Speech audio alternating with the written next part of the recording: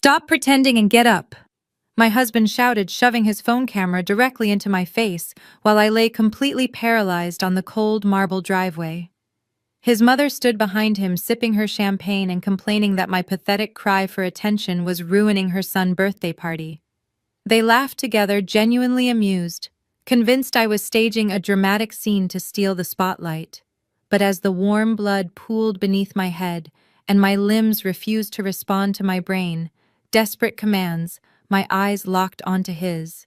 He was not just ignoring my pain, he was enjoying it. My name is Madison, 34 years old, and until that precise moment, I thought I had built the perfect life. I was the founder and chief executive officer of a wealth management firm, completely self-made from absolutely nothing. Before I continue this story, let me know where you are watching from in the comments below. Hit like and subscribe if you have ever realized the person you loved was actually your greatest enemy. I stared up at the darkening sky above our sprawling Connecticut estate, a massive mansion I had purchased entirely with my own hard-earned money just 6 months ago. The grand marble steps leading to the entryway were supposed to be a symbol of my ultimate success. I grew up in a cramped, drafty trailer park where the rent was always late and meals were whatever expired goods we could find at the discount store. I worked 80-hour weeks for over a decade to pull myself out of that crushing poverty, building my financial empire, one demanding client at a time. I bought this house to prove I had finally made it. Instead, those very same luxury steps had just become my executioner block. It was supposed to be a celebration. I had spent weeks carefully planning a lavish 35th birthday party for my husband Bradley. Bradley presented himself to the world as a tech visionary, constantly boasting about his cryptocurrency investments and startup ventures on social media. The reality was far less glamorous. He had not earned a single dime in 3 years. I funded his entire lifestyle, paying for his designer suits, his luxury cars, and his constant need to appear wildly successful to his thousands of internet followers. I was carrying a heavy silver tray of expensive appetizers out to the patio when my heel caught on something unnaturally slick on the top step. There was absolutely no time to catch myself. My feet flew out from under me and I went pitching backward into empty air.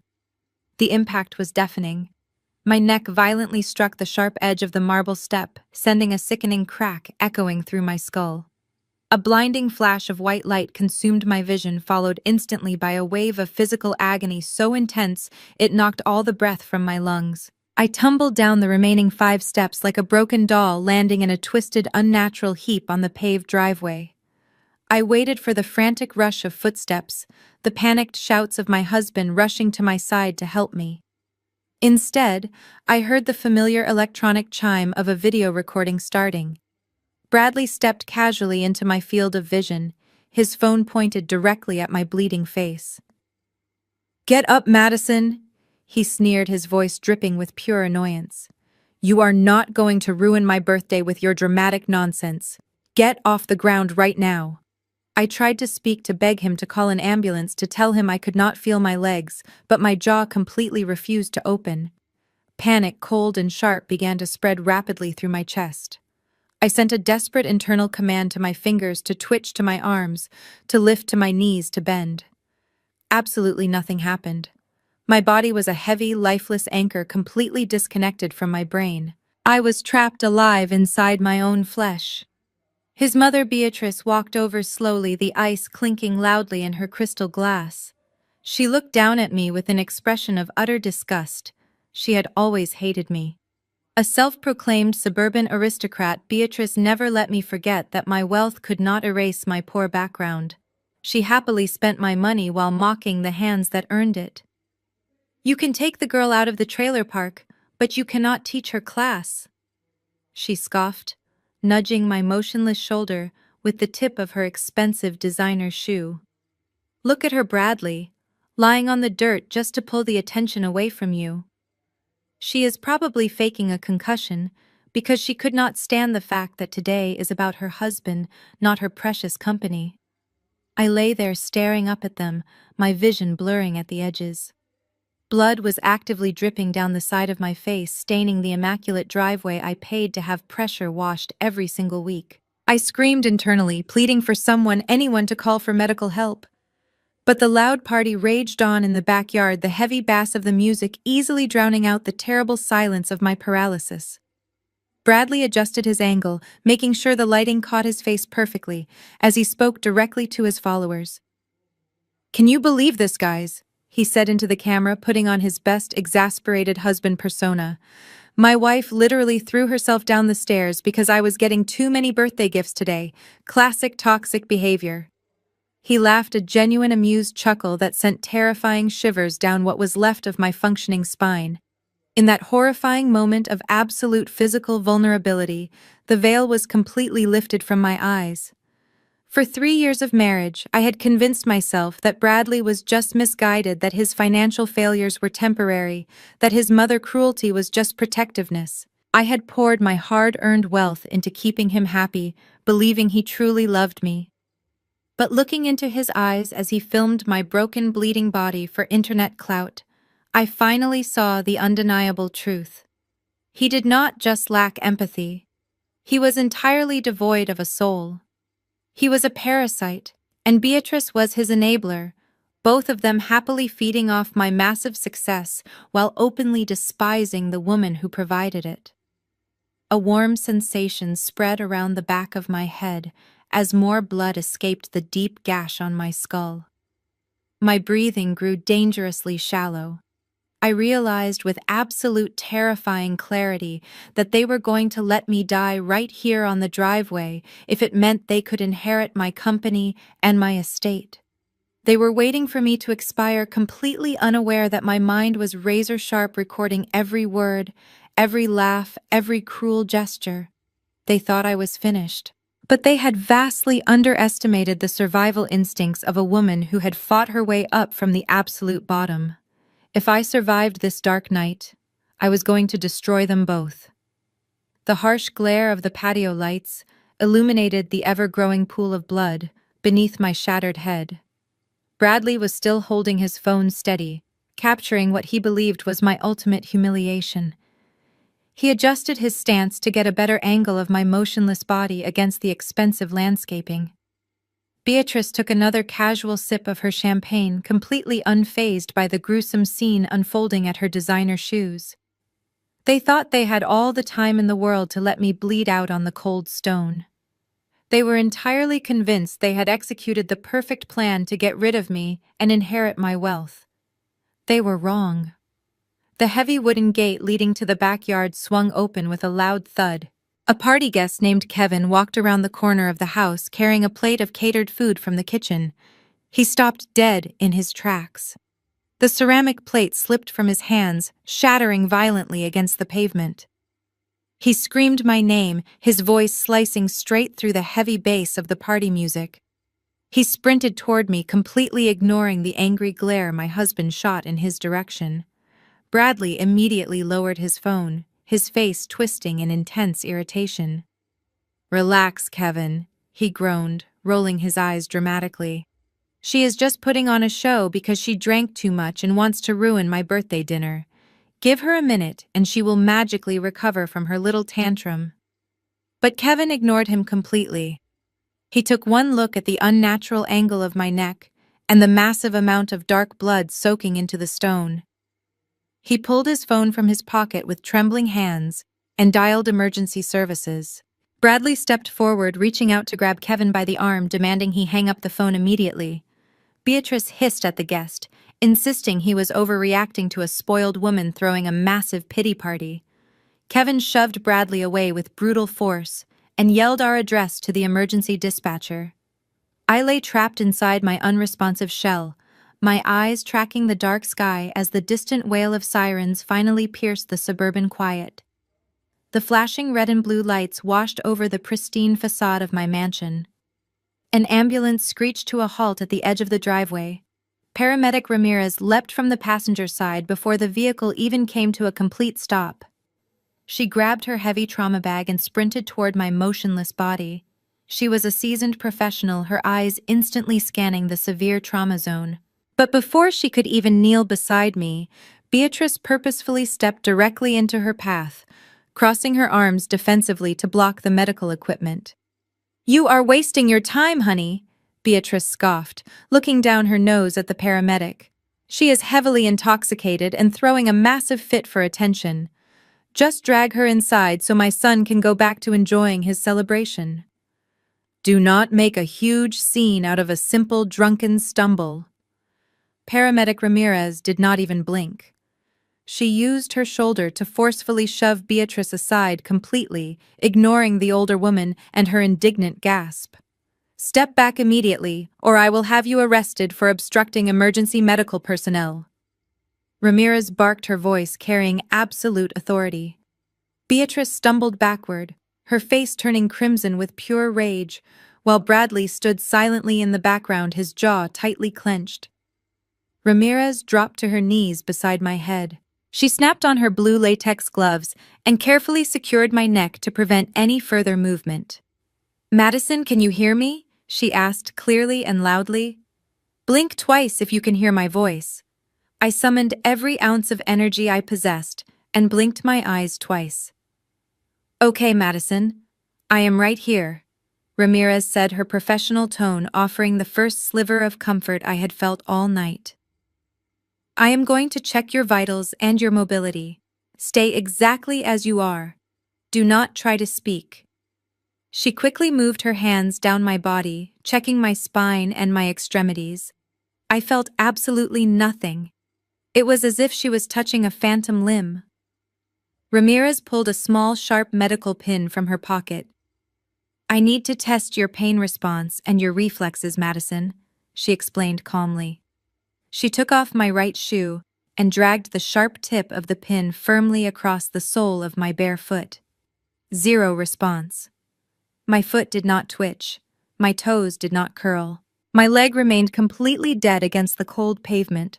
Ramirez tried the left foot. She pressed the pin harder, dragging it sharply across the sensitive arch. Still absolutely nothing. No reflex, no flinch. Total paralysis. The color instantly drained from paramedic Ramirez's face. She looked up at my eyes, reading the sheer terror trapped behind my pupils. Her training kicked in immediately. She realized this was a catastrophic spinal cord injury. She stood up abruptly to grab the rigid backboard from the ambulance, moving with intense, calculated urgency. As Ramirez stepped onto the top marble stair to retrieve her equipment, her heavy-duty work boots suddenly lost traction. She slipped slightly, catching her balance on the iron railing just in time. She frowned, looking down at the pristine stone surface. The stairs were perfectly dry. There was no rain, no spilled drinks, no mud. Ramirez crouched down, her eyes narrowing as she inspected the exact spot where my foot had slipped. She pressed her gloved fingers against the marble edge and rubbed them together. I watched her face transform from focused medical concern to absolute chilling realization. She stood up slowly, staring directly at the thick, unnatural layer of slippery industrial-grade wax that had been meticulously applied to the very edge of the top step. It was completely invisible to the naked eye, but lethally slick to any shoe. She looked at the wax, then looked down at the horrifying angle of my broken body, and finally shifted her hard gaze to Bradley, who was still holding his phone. Ramirez did not confront him. She did not ask a single question. She backed away from the steps very slowly, keeping her eyes locked firmly on my husband. She reached for the heavy radio clipped to her shoulder harness. "Dispatch, this is Unit 4. I need immediate police backup at my location. Send multiple units. I have a critical trauma patient with complete spinal paralysis, and I have a highly suspicious scene, possible foul play. Repeat, expedite law enforcement to this address immediately." The words echoed loudly across the quiet suburban driveway. Possible foul play. The transformation in Bradley was instantaneous and absolutely sickening to witness. The moment he heard the paramedic call for police backup, the annoyed, mocking husband vanished entirely. He dropped his phone onto the grass as if it burned him. He fell to his knees on the hard pavement, grabbing his hair and letting out a loud theatrical wail of pure devastation. "Oh my God! My wife!" Bradley screamed, his voice cracking with manufactured panic as he tried to crawl toward me. Please save her. Please tell me she is going to be okay. I cannot lose her. What happened? She just slipped. It was an accident. Please help my beautiful wife. He was sobbing hysterically, burying his face in his hands, playing the role of the traumatized, heartbroken spouse to absolute perfection. Beatrice immediately joined the performance, dropping her champagne glass and clutching her chest as if she might faint from the shock of the tragedy. But I lay there in my own blood, trapped in a paralyzed shell, completely unable to expose their deadly charade.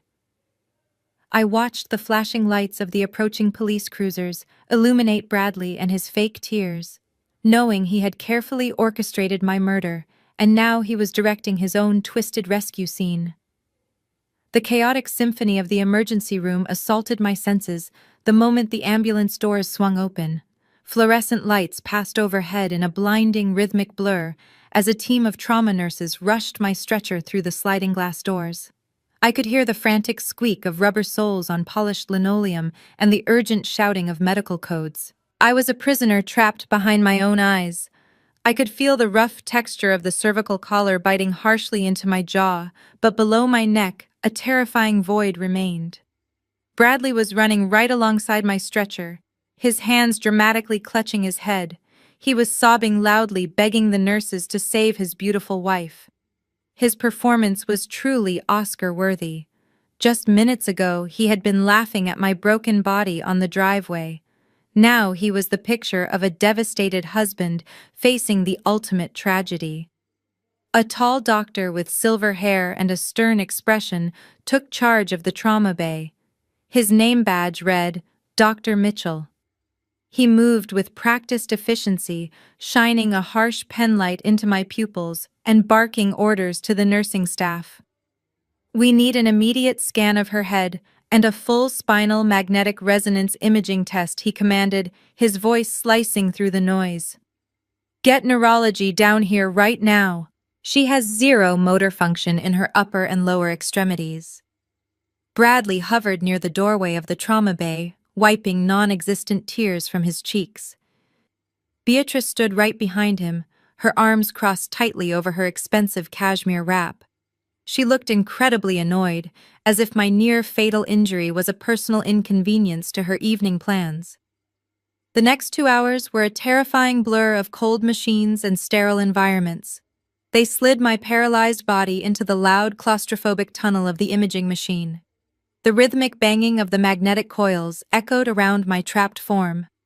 I focused all my remaining mental energy on trying to move a single toe, a single finger, anything to prove I was still alive inside this useless shell.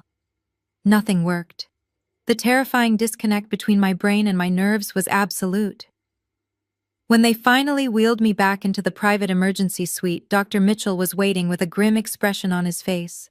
He held a glowing tablet displaying the intricate scans of my spine. Bradley and Beatrice pushed their way into the small room, eager to hear the final verdict. Dr. Mitchell looked directly at Bradley. Your wife has suffered a massive trauma to her cervical spine, he explained, pointing to the glowing screen. The brutal impact caused severe swelling around the spinal cord. She is currently experiencing a critical medical condition known as spinal shock. Bradley wiped his eyes, playing the fool perfectly. What does that mean exactly? He asked, his voice shaking. Is she going to be paralyzed forever? Dr. Mitchell sighed, lowering the tablet. Spinal shock is a state of transient physiological reflex depression of cord function below the level of injury. In simple terms, her entire nervous system has shut down due to the extreme trauma. She is completely paralyzed from the neck down. We cannot predict the permanence of this paralysis until the initial swelling goes down. It could take days, weeks, or it could be a permanent condition. Beatrice let out a loud, dramatic scoff that completely shattered the somber atmosphere of the emergency room. She pushed past Bradley and marched right up to Dr. Mitchell. Permanent or not, we are not keeping her in this ridiculously expensive hospital, Beatrice demanded, her voice shrill and commanding. Do you have any idea how much a private room and round-the-clock care costs in a facility like this? It is absolute robbery. She is just lying there doing nothing anyway. We will take her back to her house immediately. She has a massive mansion with plenty of empty bedrooms. She can recover just fine in her own bed, without us paying a fortune for your useless machines. I screamed silently in my mind. Taking me back to that isolated mansion while I was completely paralyzed was an absolute death sentence. Bradley and Beatrice would have total control over my care, my medication, and my life. They would easily find a way to finish the job they started on the driveway. A pillow over the face in the middle of the night, a missed dose of crucial medication, a tragic choking accident. Nobody would ever know the truth. Bradley nodded in agreement with his mother, putting a comforting hand on her shoulder. My mother is right, doctor. My wife would hate being trapped in a cold, sterile hospital room. She built a beautiful home, and she would want to be there. I can hire a cheap daytime nurse to check on her. We just want to bring her home where she belongs, so we can manage the costs. Dr. Mitchell looked at Beatrice and Bradley as if they had both lost their minds. He crossed his arms, his posture instantly turning hostile. Absolutely not. He stated, his voice ringing with undeniable finality. Your wife is in critical condition. She requires constant monitoring of her autonomic nervous system, continuous blood pressure management, and specialized respiratory observation. Moving a patient in the acute phase of spinal shock is not only medically negligent, it is a direct threat to her life. She is not leaving this hospital under any circumstances. Beatrice's face turned a violent shade of red. She pointed a manicured finger at the doctor. You cannot hold her hostage here just to rack up a massive medical bill. I know exactly how you doctors operate. You see a wealthy patient, and you see dollar signs. But let me tell you something about this girl. She grew up in a filthy trailer park eating out of discount cans. She is much tougher than she looks. She does not need your fancy intensive care unit. I demand you process her discharge papers right now. My son is her husband, and he has the legal right to decide her medical care. Dr. Mitchell did not back down a single inch. He stepped closer to Beatrice, towering over her, with icy professional authority. As the attending physician, I have the legal obligation to act in the best interest of the patient, he countered sharply. Discharging a paralyzed trauma patient against medical advice requires a court order which you will never get tonight. Furthermore, given the highly suspicious nature of her fall and the ongoing police investigation initiated by the paramedics at the scene, nobody is taking this patient anywhere. She stays right here, under 24-hour hospital security. I lay frozen on the hospital bed, unable to smile, unable to cheer, but my heart sang a victorious melody. Beatrice's mouth dropped open in pure shock. Bradley's face went completely pale, his fake tears instantly vanishing. Their perfect plan to drag my helpless body back to that isolated mansion to quietly finish their murderous plot had just been utterly destroyed by strict hospital protocol. They were trapped here under the watchful eyes of doctors, nurses, and the police, and I was finally safe enough to begin planning my revenge. The heavy sliding glass door of the private intensive care room clicked shut, sealing me inside a sterile glass box. Dr. Mitchell and his team of nurses finally retreated to the central nurses' station to process my extensive admission paperwork and coordinate with the local police department. The sudden absence of medical personnel left a thick, suffocating tension hanging in the sterilized air. The only sound remaining was the steady, rhythmic beeping of the heart monitor recording my vital signs and the quiet hiss of the supplemental oxygen flowing into my nose. I lay completely immobilized on the stiff hospital mattress. My eyes were fixed forward, staring blankly at the acoustic ceiling tiles. The medical staff assumed the catastrophic trauma and the heavy doses of pain medication had rendered me unconscious. They were entirely wrong. My physical body was an unresponsive tomb, but my mind was operating with terrifying razor-sharp clarity. Every single auditory nerve was firing at maximum capacity, capturing the faintest rustle of fabric and the softest intake of breath. As soon as the coast was clear, the suffocating facade of the grieving family instantly evaporated. The loud theatrical sobbing abruptly ceased. Bradley let out a harsh, frustrated breath, running his hands roughly through his perfectly styled hair. He grabbed his mother by the elbow and aggressively yanked her away from my bedside, dragging her into the darkest corner of the spacious hospital room. They moved out of my direct line of sight, but the acoustics of the enclosed suite carried their hushed, vicious whispers straight to my ears. "Are you completely out of your mind?" Beatrice hissed, her voice vibrating with suppressed fury. She smacked his hand away from her arm. "You hit her way too hard, you absolute idiot. I told you to make it look like a simple, unfortunate trip on the stairs. You nearly decapitated her. Did you see the way that paramedic looked at the marble? She practically dusted the stone for fingerprints. You left a trail of suspicion a mile wide, and now we have the local police department sniffing around my property." Bradley scoffed, completely devoid of any remorse for the brutal violence he had just inflicted upon his wife. "Lower your voice," he snapped back, his tone dripping with arrogant condescension. "It had to look realistic, Mother. If she just bumped her head, she would have woken up and walked away with a minor headache.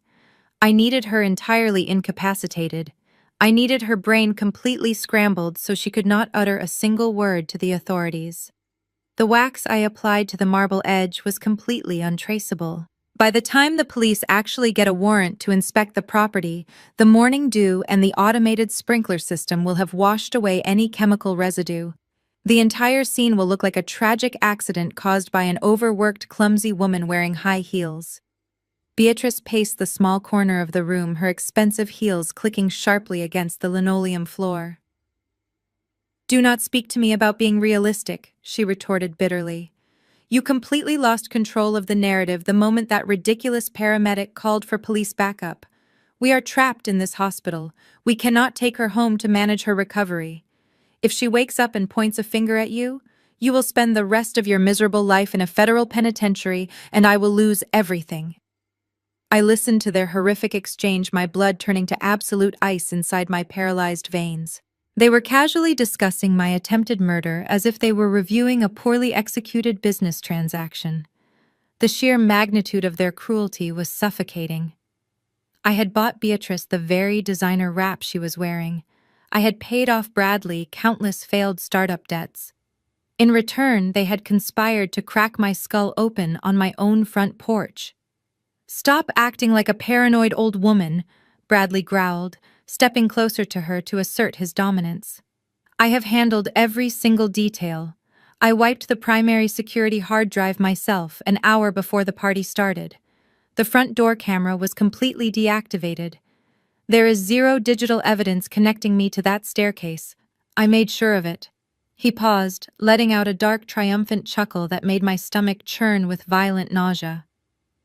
"Besides, it does not matter if she wakes up next week or next month." He continued, his voice dripping with pure malice. "The game is already won." "Are you sure the camera was off?" Beatrice asked, her tone shifting from angry to eagerly conspiratorial. "I am positive," Bradley confirmed proudly. "And that is not even the best part.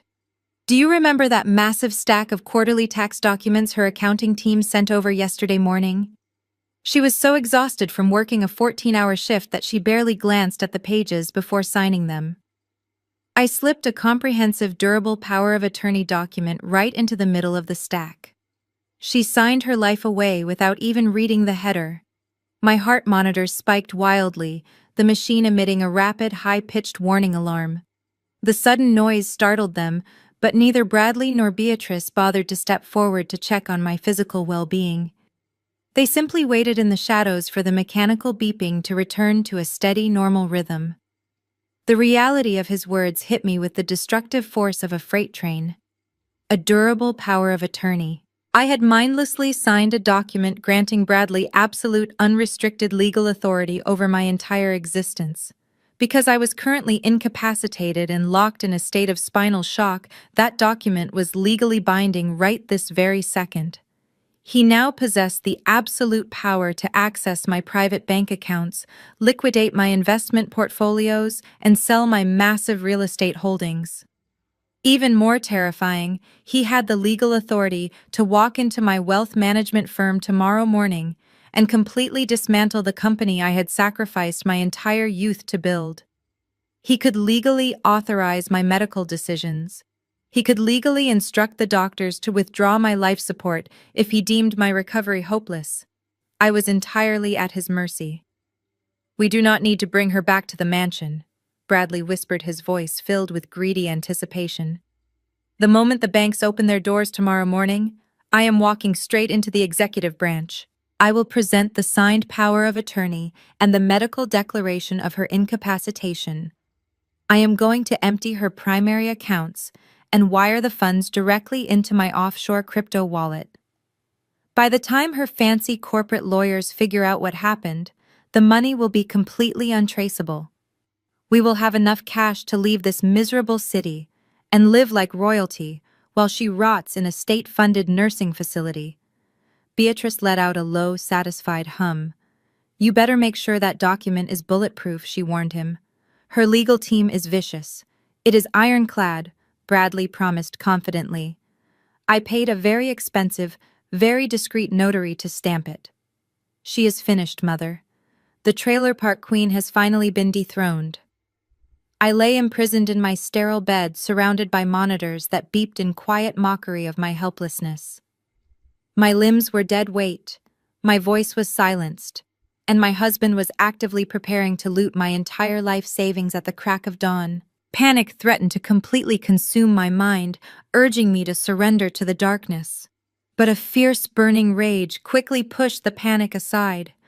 I had not clawed my way out of poverty to be robbed blind by a mediocre, talentless parasite. I needed a weapon. I needed a lifeline. I needed to contact Harrison Cole, my ruthless corporate attorney, and I needed to reach Kendrick, my brilliant brother-in-law, who understood digital security better than anyone. But how could I possibly sound the alarm when I could not even wiggle a single finger? The clock was rapidly ticking toward morning. The ultimate battle for my life and my legacy had officially begun, and I had to find a way to strike back from inside my paralyzed cage before the sun came up. The heavy silence of the intensive care unit was violently shattered by the sound of rapid, authoritative footsteps echoing down the sterile hallway. The automatic doors to my suite slid open with a sharp, mechanical hiss, and Harrison Cole marched into the room. Harrison was not just a corporate attorney. He was a ruthless legal predator who had spent 40 years dismantling hostile takeovers and crushing greedy relatives in high-stakes estate battles across the country. Dressed in a flawless charcoal suit, his silver hair perfectly combed, he radiated an aura of absolute terrifying power. He did not ask for permission to enter. He simply invaded the space carrying a thick leather briefcase that felt like a weapon. Bradley spun around, his fake grief instantly replaced by genuine alarm. Beatrice took a step back, instinctively intimidated by the sheer physical presence of the man who managed my multi-million-dollar empire. "What are you doing here?" Bradley demanded, his voice cracking slightly before he forced it into a deeper, more aggressive register. "This is a private medical facility. My wife just suffered a catastrophic accident and she needs absolute rest. You need to leave immediately." Harrison ignored him completely. He walked straight toward my bed, his sharp blue eyes scanning my paralyzed body, the cervical collar, and the array of monitors tracking my vital signs. He stood at the foot of my bed, his hands resting firmly on the plastic footboard. "Madison," Harrison said, his voice deep and remarkably steady. "I received an automated alert from the hospital administration regarding your admission. I am here in my capacity as your chief legal counsel." Before Harrison could say another word, Bradley lunged forward, inserting himself directly between the lawyer and my bed. He puffed out his chest desperately, trying to assert dominance over a man who intimidated corporate giants for a living. "Did you not hear me?" Bradley shouted, his face turning a blotchy red. "You are not welcome in this room. My wife is in a state of severe medical shock. She is completely paralyzed and unresponsive. As her legal husband and her official next of kin, I am taking full control of her care. I want you out of this hospital right now." Beatrice quickly scurried to the wall and slammed her hand against the emergency call button. "Security!" she yelled toward the intercom speaker. "We have an unauthorized intruder harassing a critical patient. Send your guards to this room immediately." Harrison did not even flinch. He slowly turned his head to look at Bradley, his expression settling into a mask of pure freezing contempt. "You do not dictate terms to me, Bradley," Harrison stated, his voice dropping to a dangerous quiet decibel. "I represent the wealth management firm and the personal estate of the woman lying in that bed. My fiduciary duty is to her and her alone.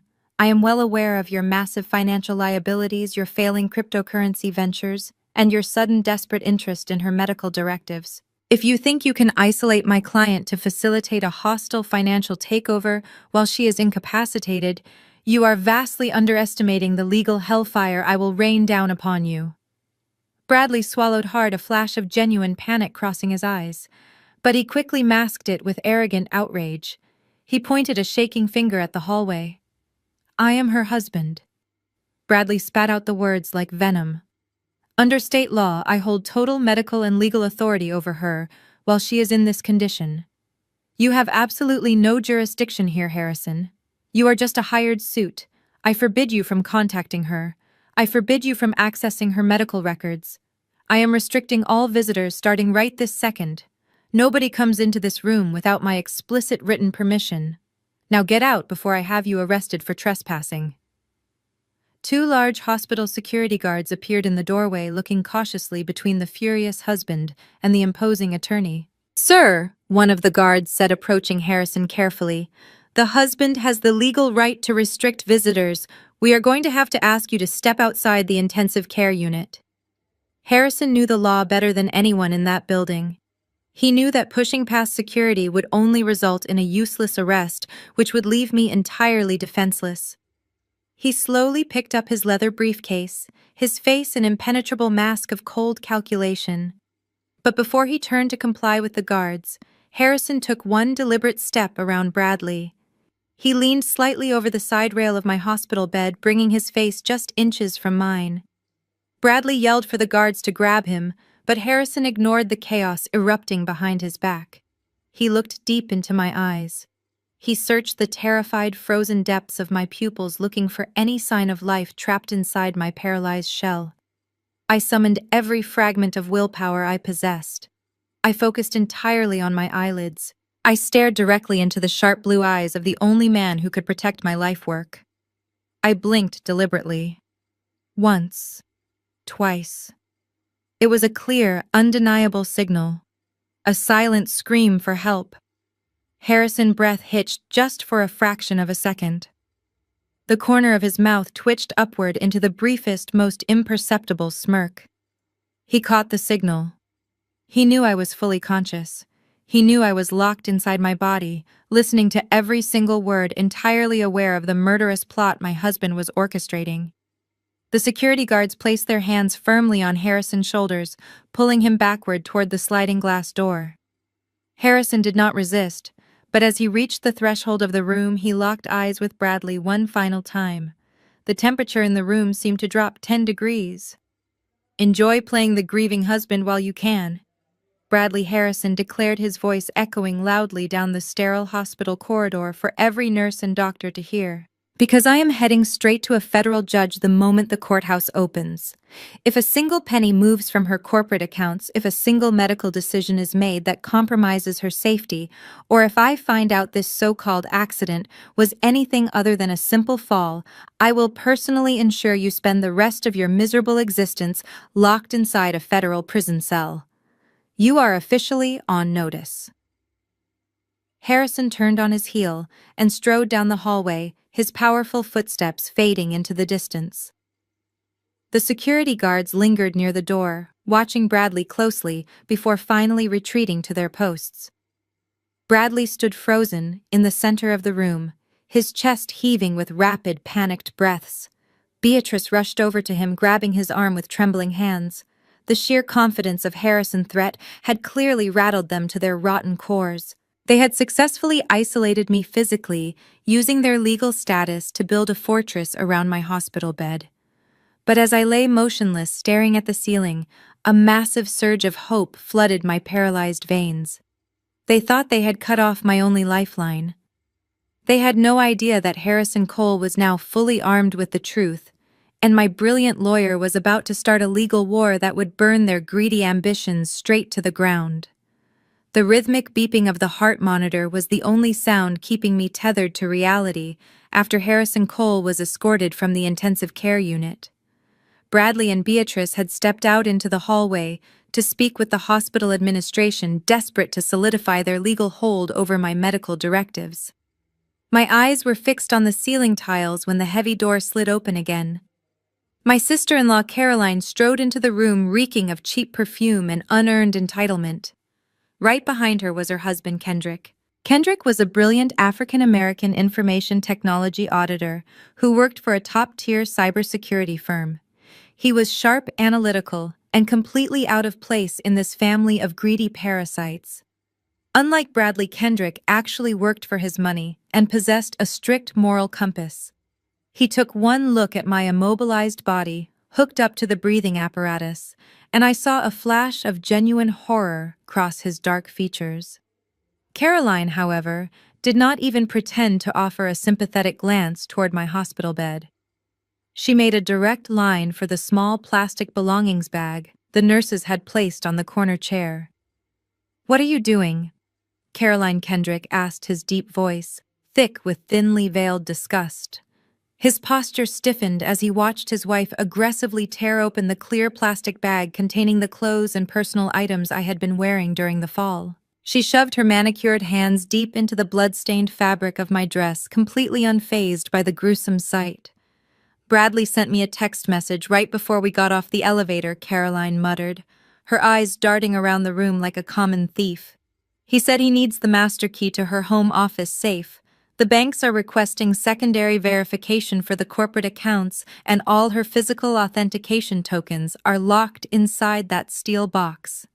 She dumped the contents of my designer handbag onto the vinyl guest chair, carelessly tossing aside my expensive cosmetics and personal identification cards.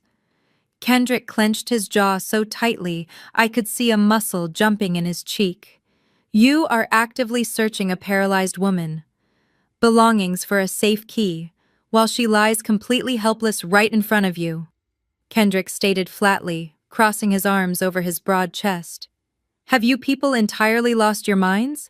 She could have severe brain damage." Caroline scoffed, ripping open the hidden zipper compartment of my wallet. "Oh, stop being so dramatic, Kendrick. She is basically brain dead anyway. My brother is just trying to secure the family assets before the market opens tomorrow. He needs that key right now." I lay frozen on the mattress, boiling with an indescribable rage. Caroline was happily acting as an accomplice to her brother's financial heist, treating my tragic accident like a lucrative treasure hunt.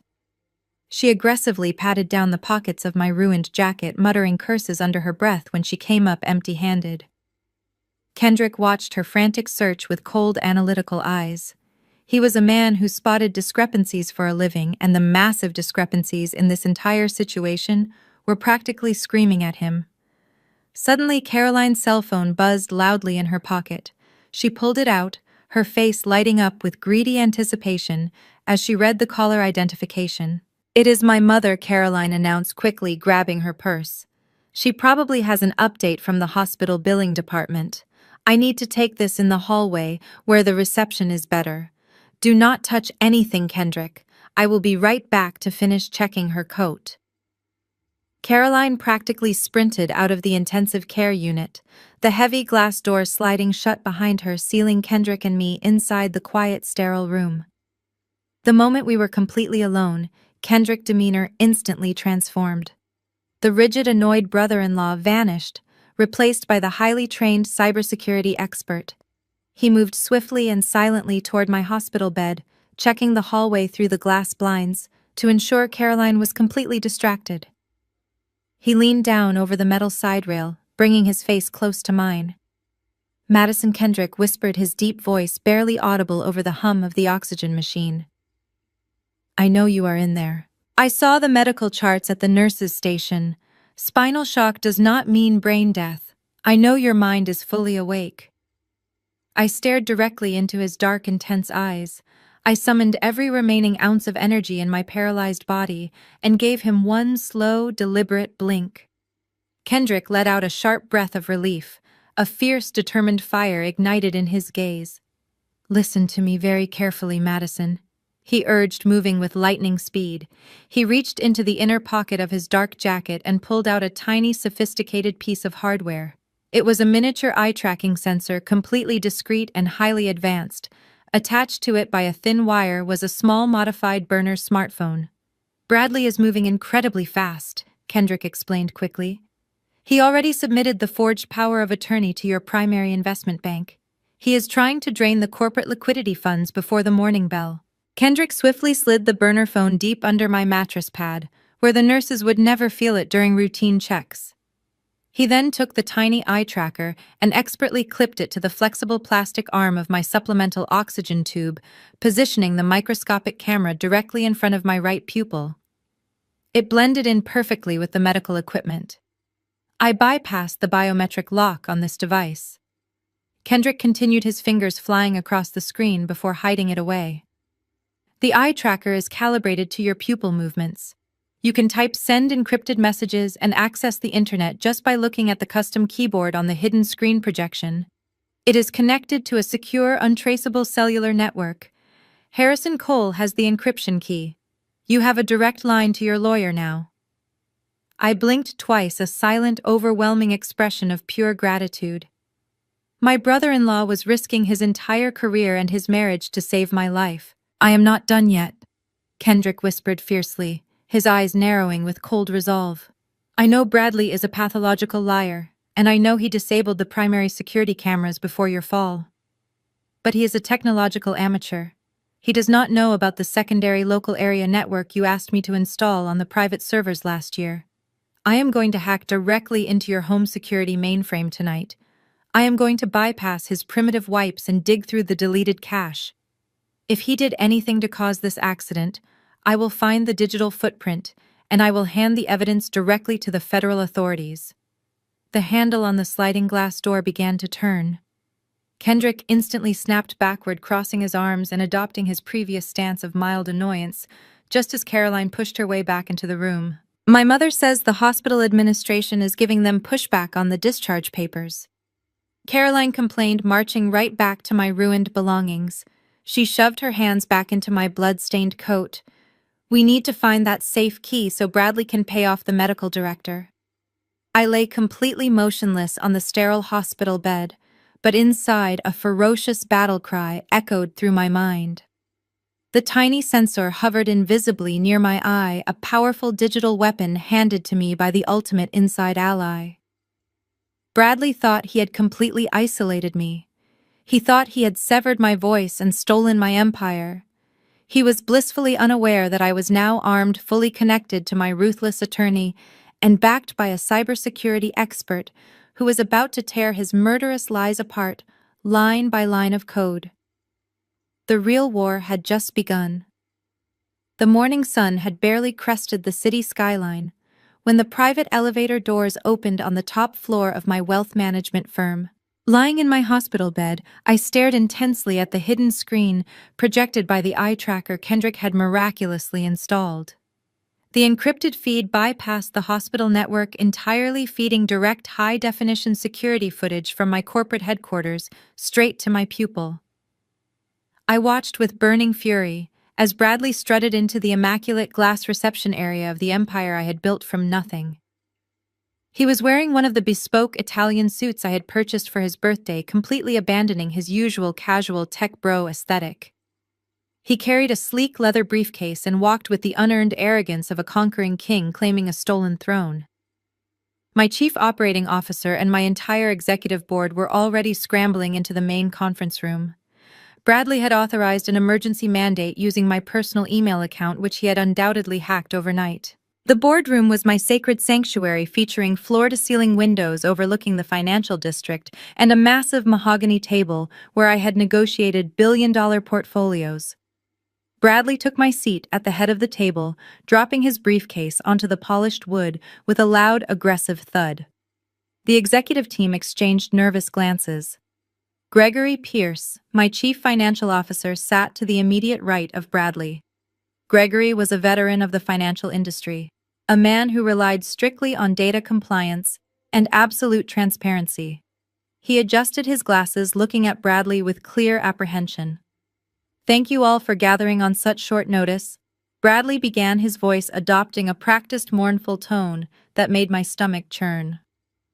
I come to you this morning with absolutely devastating news regarding my wife. Last night, Madison suffered a catastrophic accident at our home. She fell down a flight of marble stairs and sustained severe irreversible trauma to her brain and spinal cord. A collective gasp echoed through the boardroom. Several of my executives covered their mouths in genuine shock. Gregory leaned forward, his face pale with concern. Bradley wiped a completely fabricated tear from his eye. The leading neurologists have informed my mother and me that Madison is in a permanent vegetative state. She has zero cognitive function and zero chance of recovery. The brilliant woman who built this incredible firm is gone. I blinked rapidly at the screen, furious at his monstrous lies. I was entirely conscious, entirely aware, and actively watching him attempt to dismantle my life work. But Madison was a visionary. Bradley continued, swiftly pivoting from his fake grief to his true agenda. She prepared for every worst-case scenario. She knew that her family and her company needed to be protected if the unthinkable ever happened to her. Bradley reached into his briefcase and pulled out a thick stack of legal documents.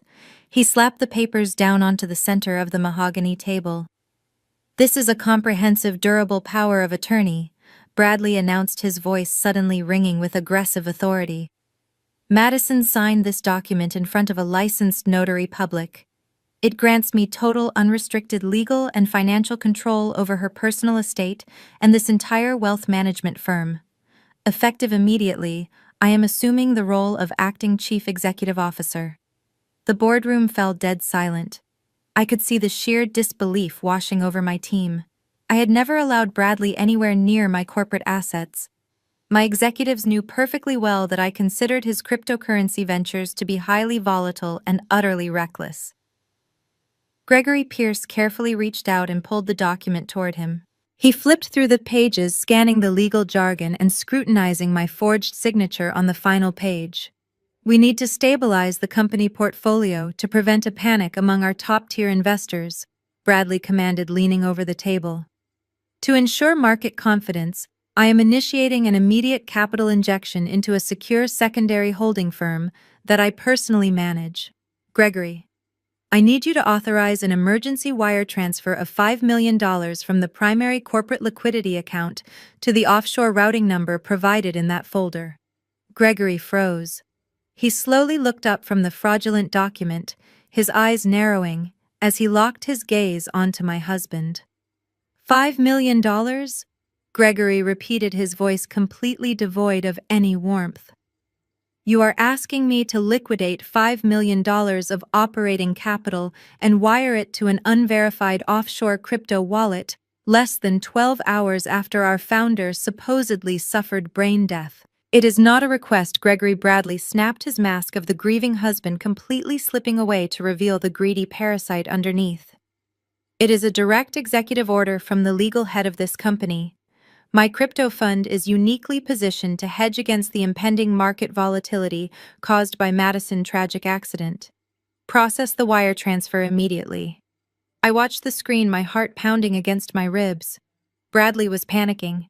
His illegal debts to the criminal underworld were clearly coming due, and he was using my tragedy as a pathetic excuse to rob my company blind. Gregory calmly closed the folder and pushed it back across the table toward Bradley. "I cannot and will not authorize that transfer," Gregory stated, his voice resonating with unwavering professional integrity. "Company protocol mandates that any executive transition or massive liquidation of assets must be verified by our chief legal counsel, Harrison Cole. Furthermore, a power of attorney enacting total corporate control requires independent medical verification of incapacitation from a hospital board, not just the word of a spouse." Bradley's face turned a violent shade of crimson. He slammed both of his fists down onto the mahogany table, rattling the expensive glass water pitchers. "Harrison Cole is a glorified paper pusher," Bradley roared, spit flying from his lips. "I hold the ultimate authority here. I am the legal proxy of this firm. You work for me now, Gregory. I work for Madison, and I protect her investors." Gregory fired back, refusing to back down a single inch.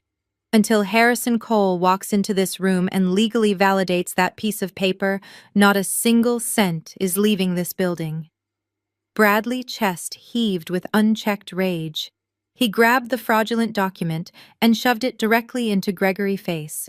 You have exactly 24 hours to verify whatever you need to verify. Bradley snarled, his voice echoing off the glass walls. If that $5 million is not sitting in my holding account by this time tomorrow morning, I will personally fire you and every single executive sitting at this table. I will liquidate your pensions and destroy your careers. Do not test me. Bradley snatched his briefcase and stormed out of the boardroom, leaving the executive team in stunned, terrified silence. I closed my eyes in the hospital bed, a fierce, triumphant energy pulsing through my paralyzed body. Bradley thought he could bully his way to $5 million, but he had just declared war on a team I had trained to be absolutely ruthless. The clock was ticking, and he had no idea that Harrison Cole was already armed with the truth, preparing to drop the ultimate legal guillotine on his pathetic scheme. The sterile hospital ceiling became my digital battlefield. Through the tiny lens of the eye tracker, Kendrick had perfectly positioned on my oxygen tube, a translucent digital keyboard projected directly onto my retina. Every single blink required a monumental effort of will. My physical body remained a lifeless shell on the intensive care mattress, but my mind was operating at a terrifying velocity. I had to stop Bradley before he could bully Gregory and the executive board into releasing my life work into his fraudulent cryptocurrency accounts. I focused my right pupil on the letter H. I blinked deliberately. Then the letter A. Another precise blink. The sophisticated software registered my micro-movements with absolute perfection, translating my desperate gaze into a highly encrypted message. Typing a single sentence took agonizing minutes. My eyes burned from the intense concentration, and the harsh fluorescent lights of the trauma ward threatened to trigger a massive headache, but I refused to close my eyes. I navigated through the secure firewall Kendrick had bypassed, accessing the direct, untraceable communication line to Harrison Cole. Harrison and I had spent years preparing for hostile corporate takeovers. We had designed a catastrophic fail-safe protocol for the firm, an absolute nuclear option known only to the two of us and our senior security architects. It was called Protocol Lazarus. If enacted, it would instantly sever all external access to every single corporate bank account, lock down the entire investment portfolio, and revoke all executive signing privileges across the board. It required a unique dual authentication code that I had memorized on the day we incorporated the wealth management firm. I stared at the projected command line. I focused my vision and blinked out the sequence. Protocol Lazarus authorized. Execute immediate financial freeze. I added a second line warning Harrison about the forged power of attorney and Bradley demanding $5 million from Gregory. I hit the digital send button with one final forceful blink. A green confirmation banner flashed across my vision, indicating the encrypted message had successfully reached Harrison's private server. I lay back against the stiff hospital pillow, my heart hammering against my ribs. The digital missile had been launched. Now I just had to wait for the explosion.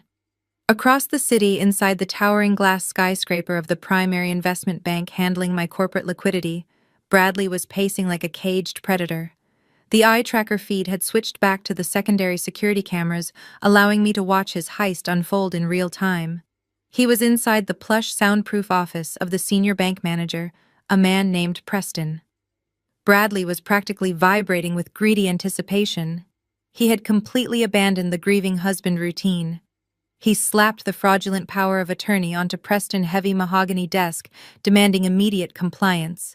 "I do not care about the standard 24-hour holding period," Bradley snapped, leaning over the desk to intimidate the banker. "My wife is lying in a hospital bed with catastrophic brain damage. The board of directors has already been notified of my executive takeover. I need that $5 million routed to the specified holding account right this second to prevent a total market panic." Process the wire transfer. Preston or I will pull every single corporate account from this bank by tomorrow afternoon. Preston adjusted his tie, clearly uncomfortable with Bradley's aggressive behavior. He picked up the forged document verifying the notary stamp and my fraudulent signature. Everything appeared legally sound on the surface. Preston sighed, turning to his dual monitor setup. He entered the corporate account numbers and initiated the massive wire transfer. Bradley stood right behind him, his eyes locked greedily onto the computer screen. He could practically taste the stolen millions. He was already calculating how quickly he could pay off the dangerous criminals he owed, and still have enough left over to fund his extravagant lifestyle. Preston's fingers hovered over the final execution key. He pressed enter to finalize the transaction. For a split second, the loading icon spun perfectly. Bradley let out a sharp breath of relief, a smug, victorious smile stretching across his face. Then the entire banking system froze. The loading icon vanished, replaced instantly by a massive, blinding red warning banner that locked both of the monitors. The digital alarm flashed with a terrifying, undeniable message. Account frozen. Active legal dispute.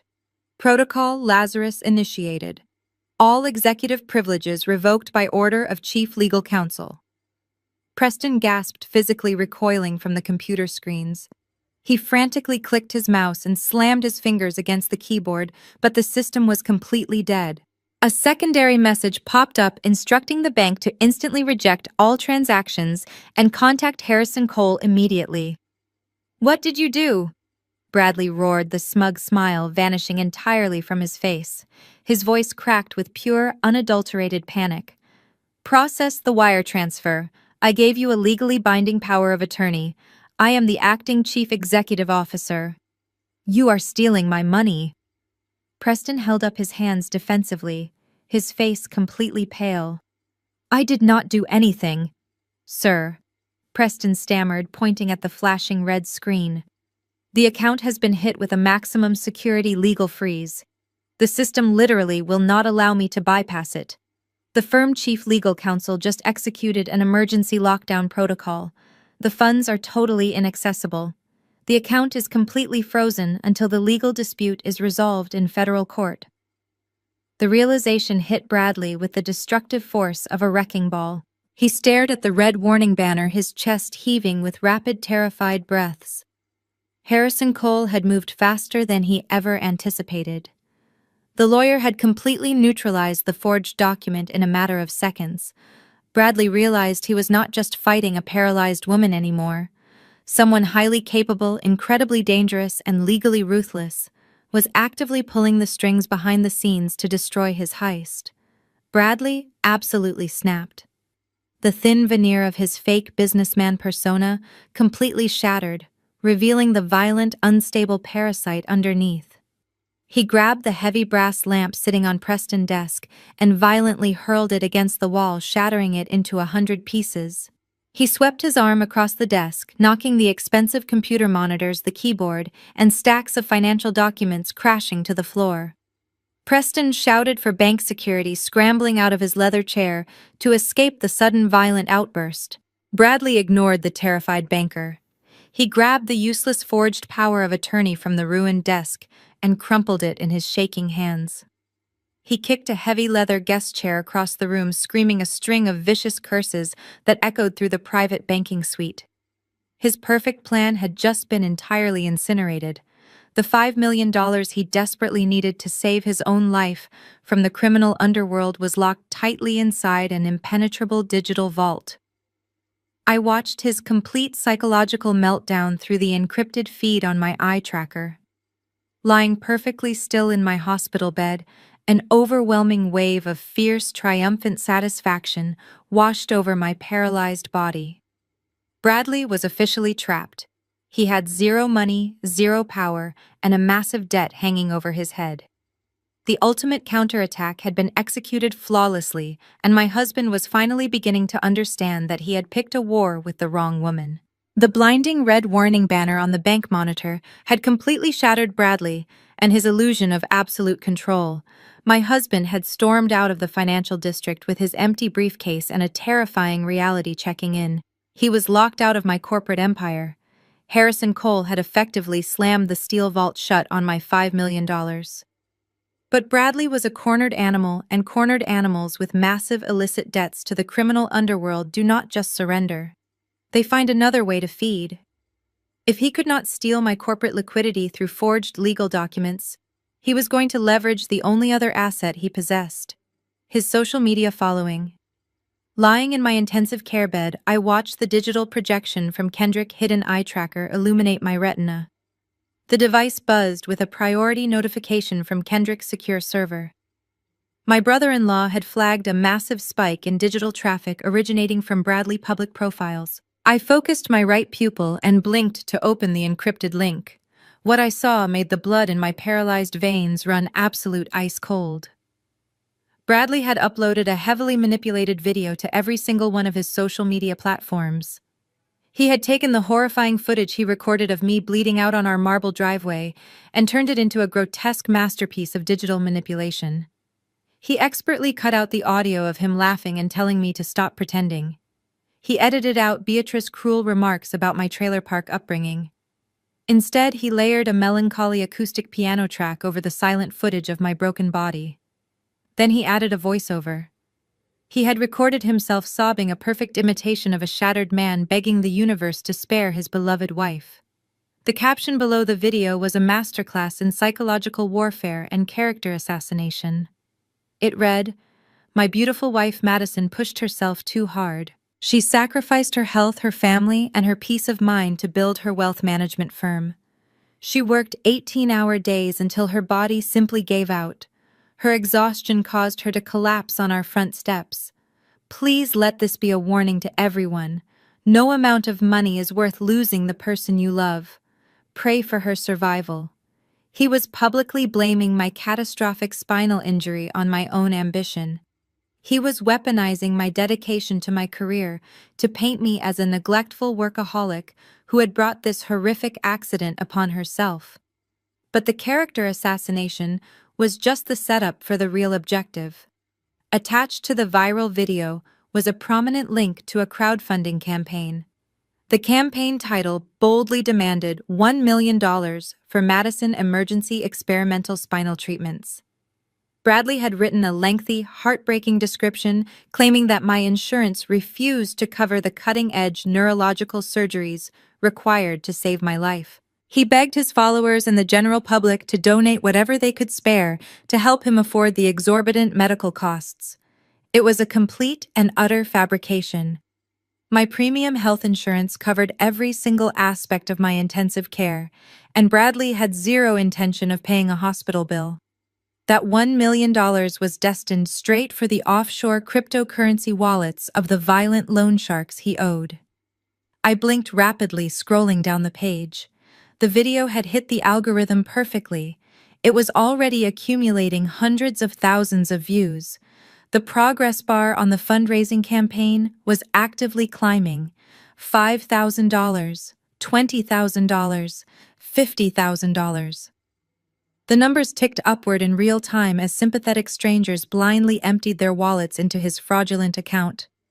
The most agonizing part was not the financial theft. It was the absolute vitriol in the comment section. Bradley's carefully crafted narrative had successfully turned the entire internet against me. I watched helpless and immobilized as thousands of strangers dissected my character and validated his lies. I focused my eyes on the top comments. A user with thousands of likes had written, "This is exactly what happens when women try to act like corporate machines and forget how to be wives.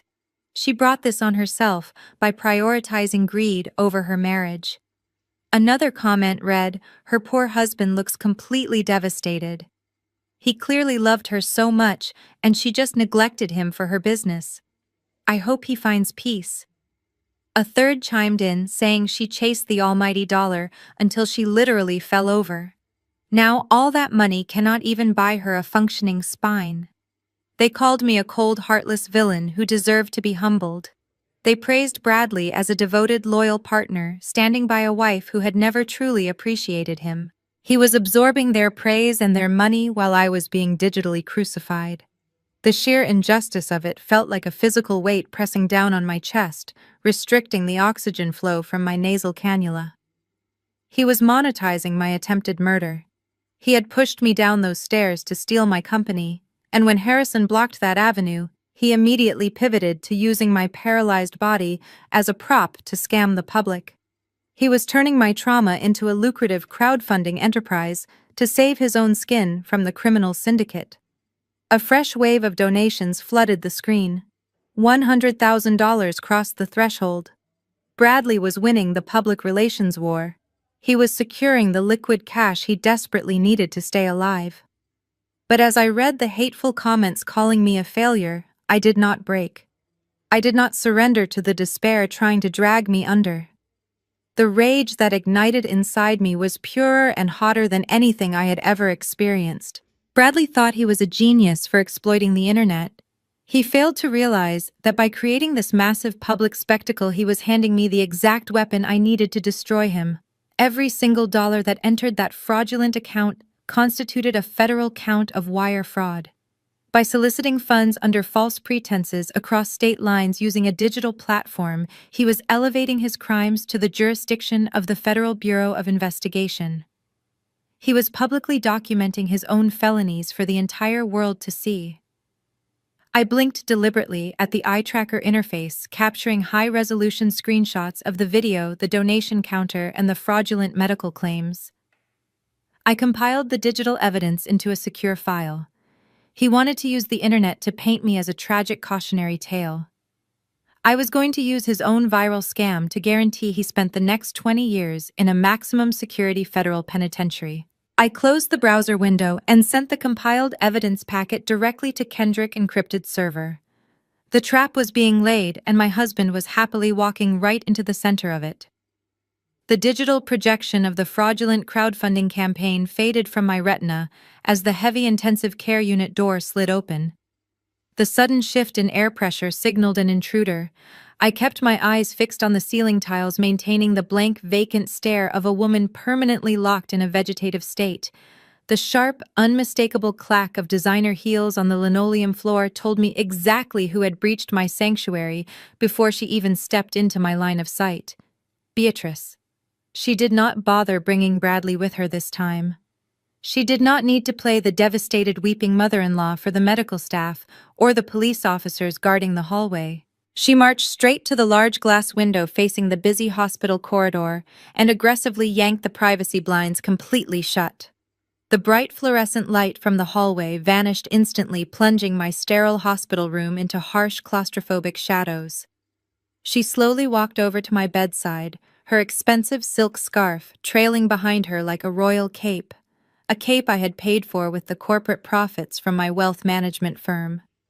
Beatrice leaned over the metal bed rail, bringing her face uncomfortably close to mine. The sickeningly sweet scent of her imported floral perfume filled my nostrils temporarily, overpowering the sharp, sterile smell of medical antiseptic. Her perfectly manicured fingers gripped the plastic edge of my mattress, her knuckles turning white with suppressed, malicious excitement. She looked down at my immobilized body with an expression of pure, unfiltered triumph. "You really thought you were so incredibly smart? Did you not?" Beatrice whispered, her voice a toxic, venomous hiss that echoed perfectly in the quiet, darkened room. "You thought your ruthless little corporate lawyer could swoop in here and completely destroy my son. Well, Harrison Cole might have frozen your precious company accounts, but he cannot touch the digital goldmine Bradley just created on the internet." She let out a low, dark chuckle that made the hairs on the back of my neck want to stand up. "My son is a brilliant survivor, Madison. Your fancy lawyer essentially locked the front door of the bank, so Bradley simply opened a massive window on social media. Hundreds of thousands of dollars are pouring directly into his private, untraceable accounts right this very second. The entire world thinks you are a tragic, overworked corporate failure, and they are happily paying my son for his tremendous suffering. You handed him the ultimate payday by falling down those stairs. He does not even need your corporate liquidity anymore. The generous public is literally funding our escape plan, while you lie here completely useless." Beatrice reached out and forcefully poked my limp, paralyzed shoulder with her index finger. I felt absolutely nothing from her physical touch, but the sheer disrespect burned through my mind like acid. She had always viewed my existence as a stain on her family prestige, completely ignoring the undeniable fact that her family was entirely bankrupt before I married her son. "You are nothing but a broken piece of meat occupying an incredibly expensive hospital bed." Beatrice continued, her eyes gleaming with pure hatred. "Bradley is legally processing the medical paperwork with the hospital administration as we speak. You think you are staying in this fancy private suite under police protection forever? Think again. The moment the doctors officially declare your spinal condition permanent next week, I am personally taking charge of your long-term medical placement. As your legally designated caregivers, we have the absolute right to determine where you spend the rest of your vegetative life." She leaned even closer, her hot breath washing over my cheek. "I am going to throw you into the most miserable, understaffed state-funded nursing home I can legally find in this entire country. I will find a facility so utterly neglected and disgusting that the nurses will not even bother to turn you over to prevent the bed sores. You will rot in a dark, filthy room staring at a cracked ceiling, completely forgotten by your fancy corporate executives and your high-priced lawyers. And while you are slowly decaying in that miserable facility, Bradley and I will be living like royalty in your multi-million-dollar mansion, spending every single penny you broke your back to earn. You are finished, Madison. You lose."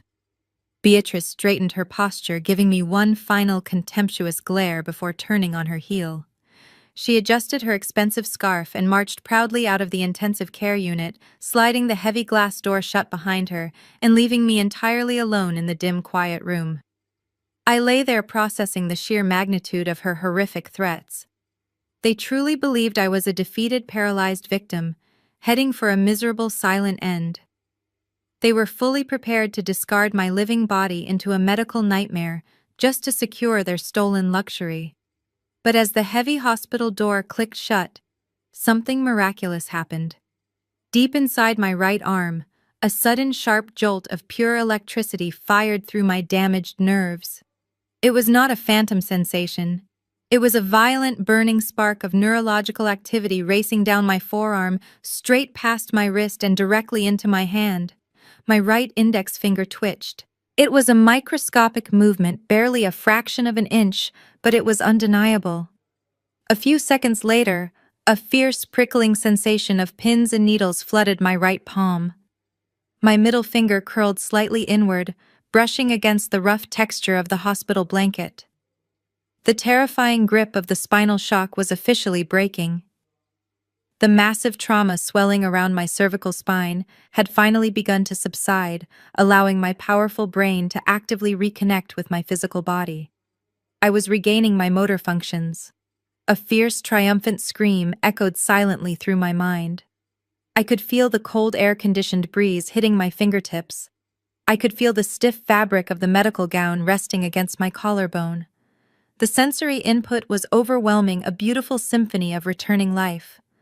But I knew that if I alerted the medical staff to my sudden recovery right now, the entire game would be compromised. Bradley would instantly play the relieved, weeping husband and desperately try to cover his murderous tracks. He would delete the viral videos, hide the GoFundMe money, and pretend the entire fraud was just a misunderstanding born of grief. I could not let him escape the federal trap he had just built for himself. I had to remain completely paralyzed. I had to stay locked in this physical prison, playing the ultimate game of deception until the absolute perfect moment to strike. I forced my recovering hand to relax aggressively, suppressing the overwhelming, desperate urge to move my limbs. I locked my eyes straight ahead at the acoustic ceiling tiles, fully embracing the role of the helpless, brain-dead victim while my nervous system quietly roared back to life, preparing my body for absolute, devastating warfare.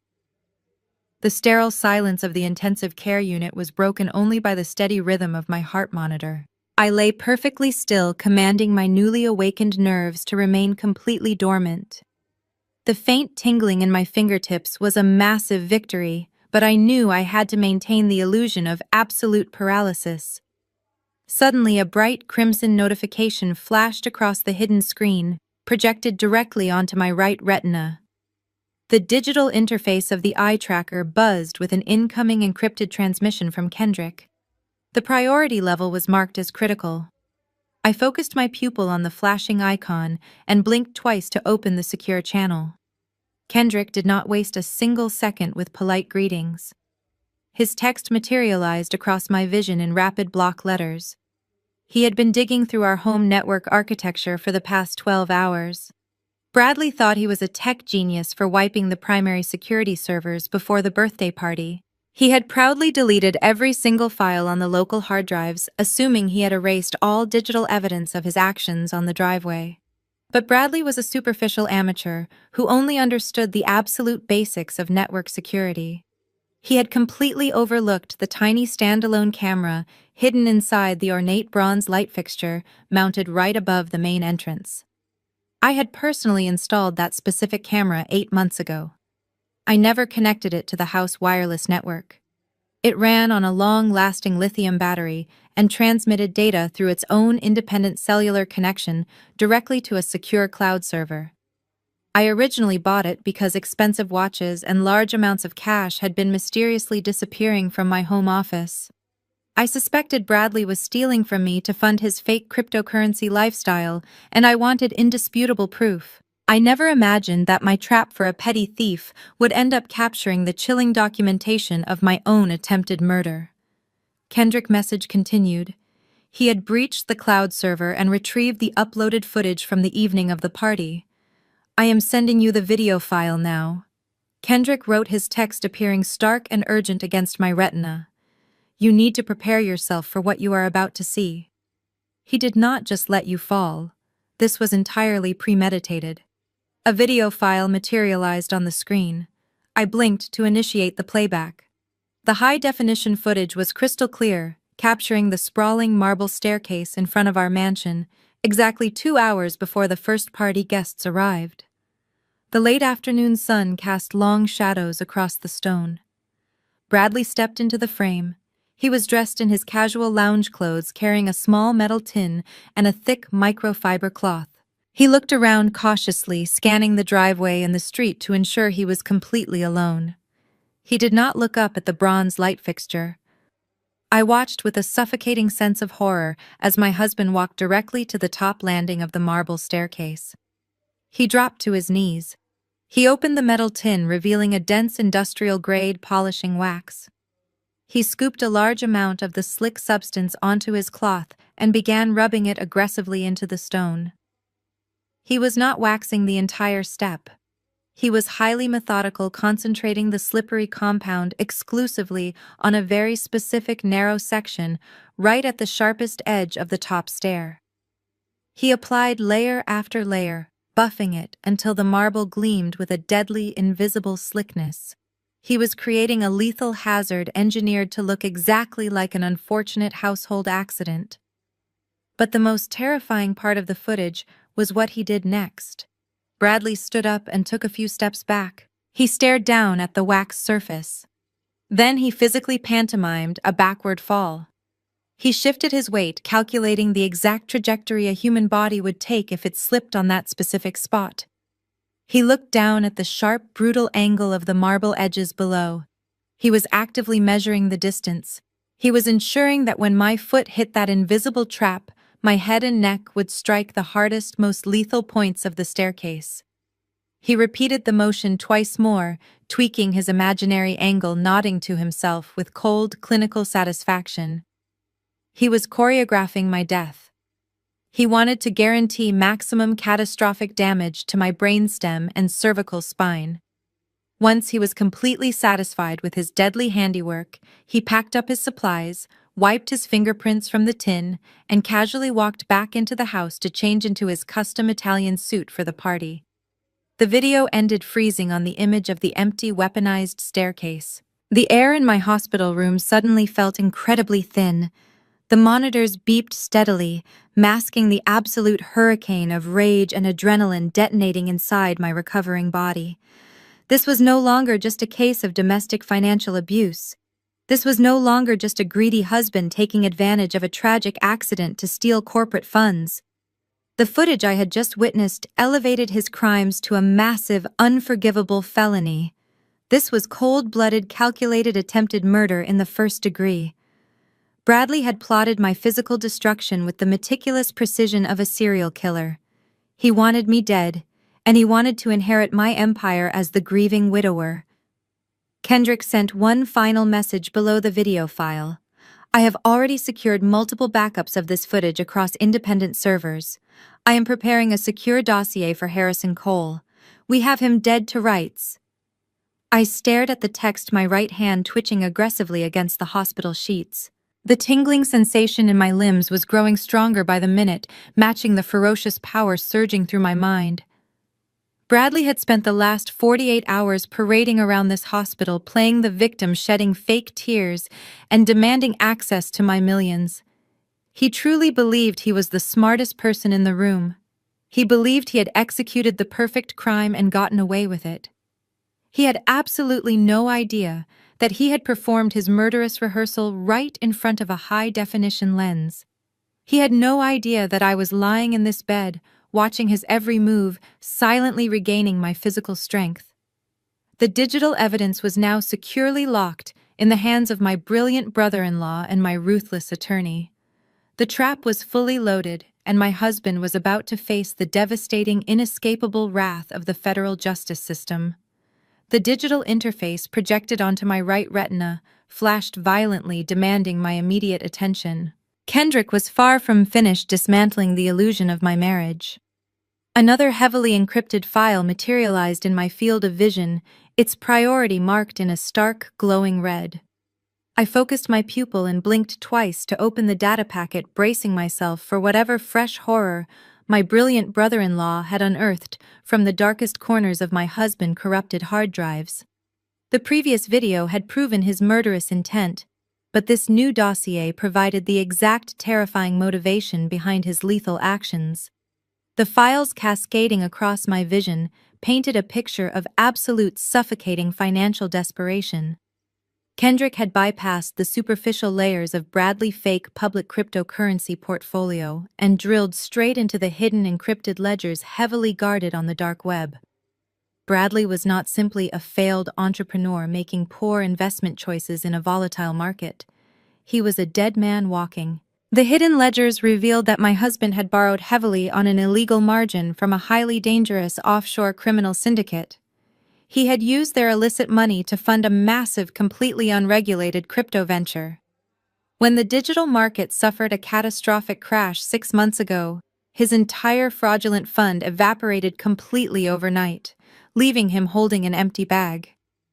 The balance sheet glared back at me, the final catastrophic number highlighted by Kendrick. Bradley owed this violent underground organization exactly $3 million. Attached to the financial ledger were dozens of intercepted messages from untraceable burner accounts. They were not polite collection notices or standard legal threats. They were graphic, explicit promises of brutal physical violence detailing exactly what the syndicate would do to him and his mother if the $3 million was not transferred in full by the end of this current month. The deadline was rapidly approaching. Bradley was completely out of time, entirely out of leverage, and utterly devoid of options. That was the precise reason he had suddenly grown so incredibly desperate to gain absolute control over my corporate liquidity. My successful wealth management firm was his only remaining lifeline to avoid a violent, bloody death. But Kendrick was incredibly thorough, and he included one final chilling document in the encrypted packet. It was a high-resolution digital scan of my own premium life insurance policy.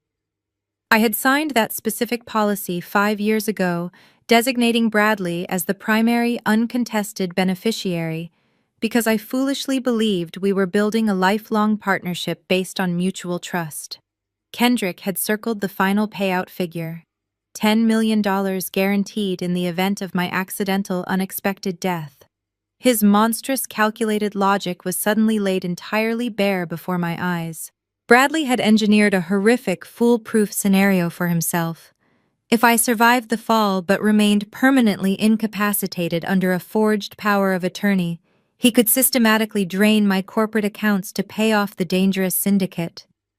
But if the fall proved fatal, if I succumbed to my severe spinal injuries and died on that cold marble driveway, he would instantly receive a clean, perfectly legal, untraceable $10 million payout from the insurance conglomerate. Either way, my absolute physical destruction was the sole indispensable key to his continued survival. As I processed the sheer depravity of his financial motive, the heavy hospital door cracked open just a few bare inches. Bradley did not step fully inside the intensive care unit. He stood right in the narrow gap, his back turned slightly toward my bed, speaking in a hushed, frantic whisper into his cell phone. The quiet, sterile environment of the trauma ward amplified his panicked voice perfectly, carrying every desperate syllable straight to my ears. "I do not care what the hospital administration says or what bureaucratic protocols they are trying to enforce," Bradley hissed aggressively into the receiver. Harrison Cole managed to block the primary bank accounts, but that old dinosaur cannot block a direct physical transfer of her private corporate shares. "We are pivoting to the backup plan right now. Just prepare the secondary share transfer documents immediately. Bring them directly to the hospital tonight."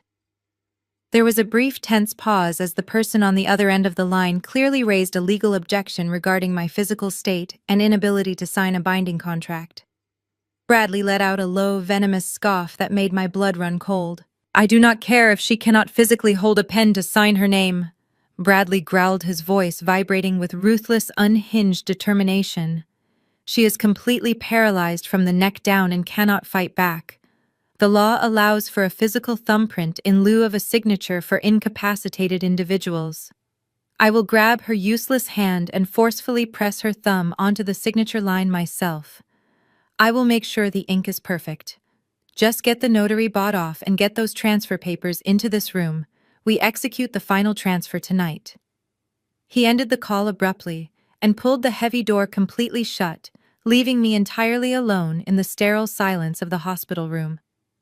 A cold, predatory calm washed over my highly active mind. Beneath the thick woven fabric of the hospital blanket, my right hand twitched violently. The tingling, burning fire of returning nerve function was spreading rapidly up my arm through my elbow and into my shoulder. I flexed my fingers deliberately, feeling the coarse cotton sheets beneath my skin. I could form a tight, fully functioning fist. I was no longer a paralyzed victim trapped in a broken shell. I was a fully mobile, highly dangerous weapon waiting in the dark. Bradley wanted to forcefully press my thumb onto a fraudulent contract to steal my entire company. He genuinely believed he had cornered a helpless, brain-dead woman who could offer zero resistance. He thought he was executing a brilliant, foolproof endgame to save himself from the criminal syndicate hunting him down. He had absolutely no idea that I was going to let him bring those fraudulent documents right into this very room. I was going to let him believe he had won his desperate game. I was going to set the ultimate federal trap and let my treacherous husband walk blindly into his own spectacular, irreversible destruction.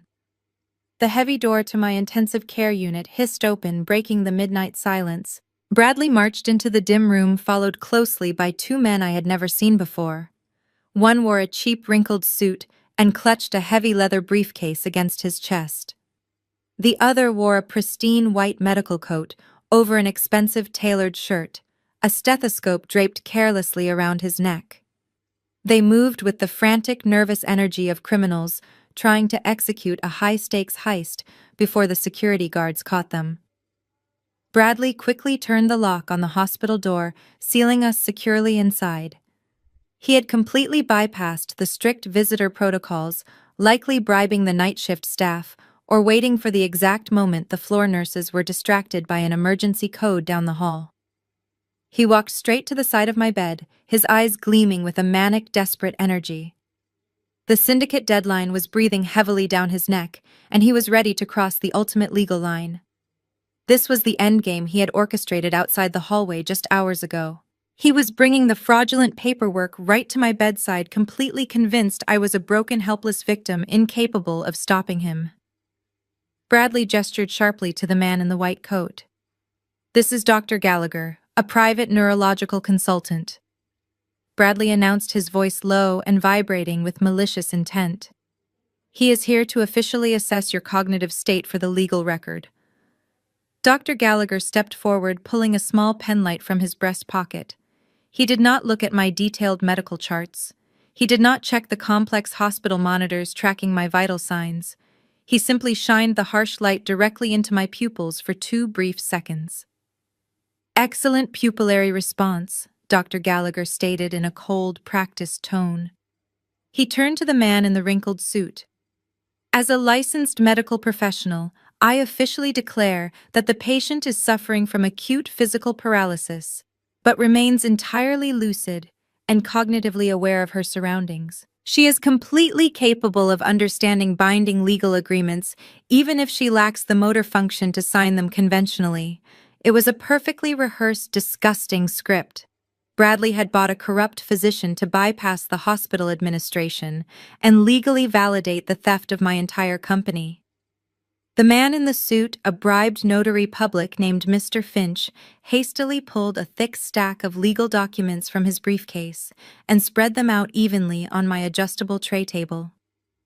"These are the final transfer documents for your wealth management firm and all associated personal assets," Bradley whispered, leaning aggressively over the metal bed rail. His hot mint-scented breath washed over my face, making my stomach churn with sheer disgust. "The paperwork legally transfers 100% of your corporate shares, your extensive real estate portfolio, and your private investment accounts directly into my personal holding company. Your ruthless corporate lawyer managed to freeze the bank accounts earlier today, but Harrison Cole cannot stop a direct voluntary transfer of ownership. Once your thumbprint is on these pages, I own everything you have ever built. You are going to give me the keys to the kingdom right now." I lay perfectly still on the sterile mattress. The burning sensation in my limbs had intensified significantly over the last few hours. My muscles were practically humming with returning strength. I could easily raise my arm right now and slap the smug, victorious grin straight off his arrogant face. But doing so would only alert him to his miserable failure. If I fought back physically, he would simply flee the hospital and run from the federal authorities before the trap could snap shut. I needed him to firmly believe he had won. I needed him to willingly commit irreversible federal fraud right in front of the hidden eye tracker camera Kendrick had installed. Mr. Finch unscrewed the cap of a black ink pad and placed it precisely next to the transfer documents. Bradley reached down and aggressively grabbed my right wrist. He expected my arm to be dead heavy weight. I quickly forced my muscles to go completely limp, offering zero initial physical resistance as he lifted my hand toward the ink pad. But to sell the perfect illusion, I needed to give him a convincing show. I widened my eyes in mock terror. I let my breathing become rapid and shallow, triggering a slight frantic spike on the electronic heart monitor beside my bed. I locked my gaze directly onto his face, projecting a look of absolute helpless panic. Bradley stared back at me greedily, drinking in my fabricated fear. He let out a dark, cruel laugh that echoed through the quiet room. "Stop fighting it, Madison," he mocked, mistakenly interpreting my rapid breathing as a pathetic, useless attempt to resist his control. "You have absolutely no power left. Your entire little empire belongs to me now." He forcefully pressed my index finger into the thick black ink. I deliberately tensed the strong tendons in my wrist just a tiny fraction of an inch, making it feel as though I was weakly trying to pull my hand away from his violent grasp. Bradley tightened his brutal grip on my knuckles, overpowering my fake resistance with absolute ease. He slammed my inked thumb directly onto the signature line of the primary transfer contract. He repeated the violent, forceful motion on the second page, then the third, pressing my flesh against the paper until the fraudulent deal was perfectly sealed. Mr. Finch quickly gathered the stamped documents, applied his official notary seal to each page, and handed the finalized criminal portfolio back to my husband. Bradley held the paperwork against his chest like a priceless treasure. He was permanently branding his own monumental crimes onto the federal documents, completely unaware that the paralyzed woman he was currently bullying was actively building his permanent prison cell. The trap was now fully set, the execution absolutely flawless. The heavy atmosphere in the intensive care unit grew even more suffocating as Bradley pinned my wrist against the adjustable hospital tray. I kept my breathing deliberately ragged, playing the part of the terrified victim to absolute perfection. But the physical violation of my personal space was far from over. From the dark corner of the room near the sliding glass door, two more figures emerged from the shadows. Beatrice and Caroline had silently slipped inside while the corrupt doctor and the bribed notary were setting up their fraudulent operation. They had come to eagerly witness the final destruction of my corporate empire. Caroline stepped right up to the left side of my bed, her eyes completely ignoring my bruised and bandaged face. She did not possess a single ounce of empathy or basic human decency. Her greedy gaze was locked entirely onto my left hand, which rested limply on top of the sterile white hospital blanket. While Bradley was hyper-focused on manipulating my right arm to secure the illegal signature, Caroline saw a golden opportunity to extract her own immediate financial payout. She leaned aggressively over the metal bed rail, her cheap floral perfume mixing unpleasantly with the sharp clinical scent of hospital antiseptic. She reached out and grabbed my left hand. Her fingers were cold and remarkably rough as she callously handled my supposedly paralyzed limb. She did not treat me like a human being who had just survived a catastrophic physical trauma. She treated me like a lifeless mannequin displaying expensive jewelry in a department store window. I watched through my peripheral vision as she aggressively yanked at my left ring finger. She was explicitly targeting the flawless 5-carat diamond wedding band I had purchased entirely for myself when Bradley claimed his startup funds were tied up and he could not afford a proper ring. The massive diamond slid off my finger with a sharp, painful scrape against my knuckle. Caroline held the brilliant stone up to the dim hospital lighting, a look of pure, unadulterated avarice washing over her features. She quickly shoved the $1 million ring deep into the pocket of her designer jacket, but her blatant theft did not stop there. She immediately turned her undivided attention to my wrist, eyeing the custom platinum Rolex watch I wore daily. The watch was a milestone gift to myself after my wealth management firm successfully secured its very first $1 billion portfolio. Caroline fumbled greedily with the intricate platinum clasp. Her sharp nails dug harshly into my sensitive skin, leaving angry red half-moons along my wrist. I forcefully suppressed the intense burning urge to clench my fist and snap her greedy little wrist entirely in half. The nerves in my left arm were fully active, surging with hot electricity and returning strength, but I forced the muscles to remain completely flaccid. I let my arm flop uselessly against the mattress as she finally unhooked the heavy timepiece. "You are bedridden anyway," Caroline whispered directly into my ear, her tone dripping with fake sympathy that barely concealed her malicious delight. "You will not be needing any of this heavy jewelry in the nursing home. Let me hold on to these for you so they do not get lost in the hospital laundry." She smiled a wicked, triumphant smile and strapped my platinum watch firmly onto her own wrist. She admired the expensive metal against her skin, completely detached from the horrific reality of what she had just done. She was actively robbing a paralyzed woman on her supposed deathbed, and she felt absolutely zero remorse. My internal rage burned hotter than a dying star, but I kept my facial muscles perfectly slack and my eyes locked forward. Every stolen item was simply another massive felony charge I was going to gladly add to her federal indictment.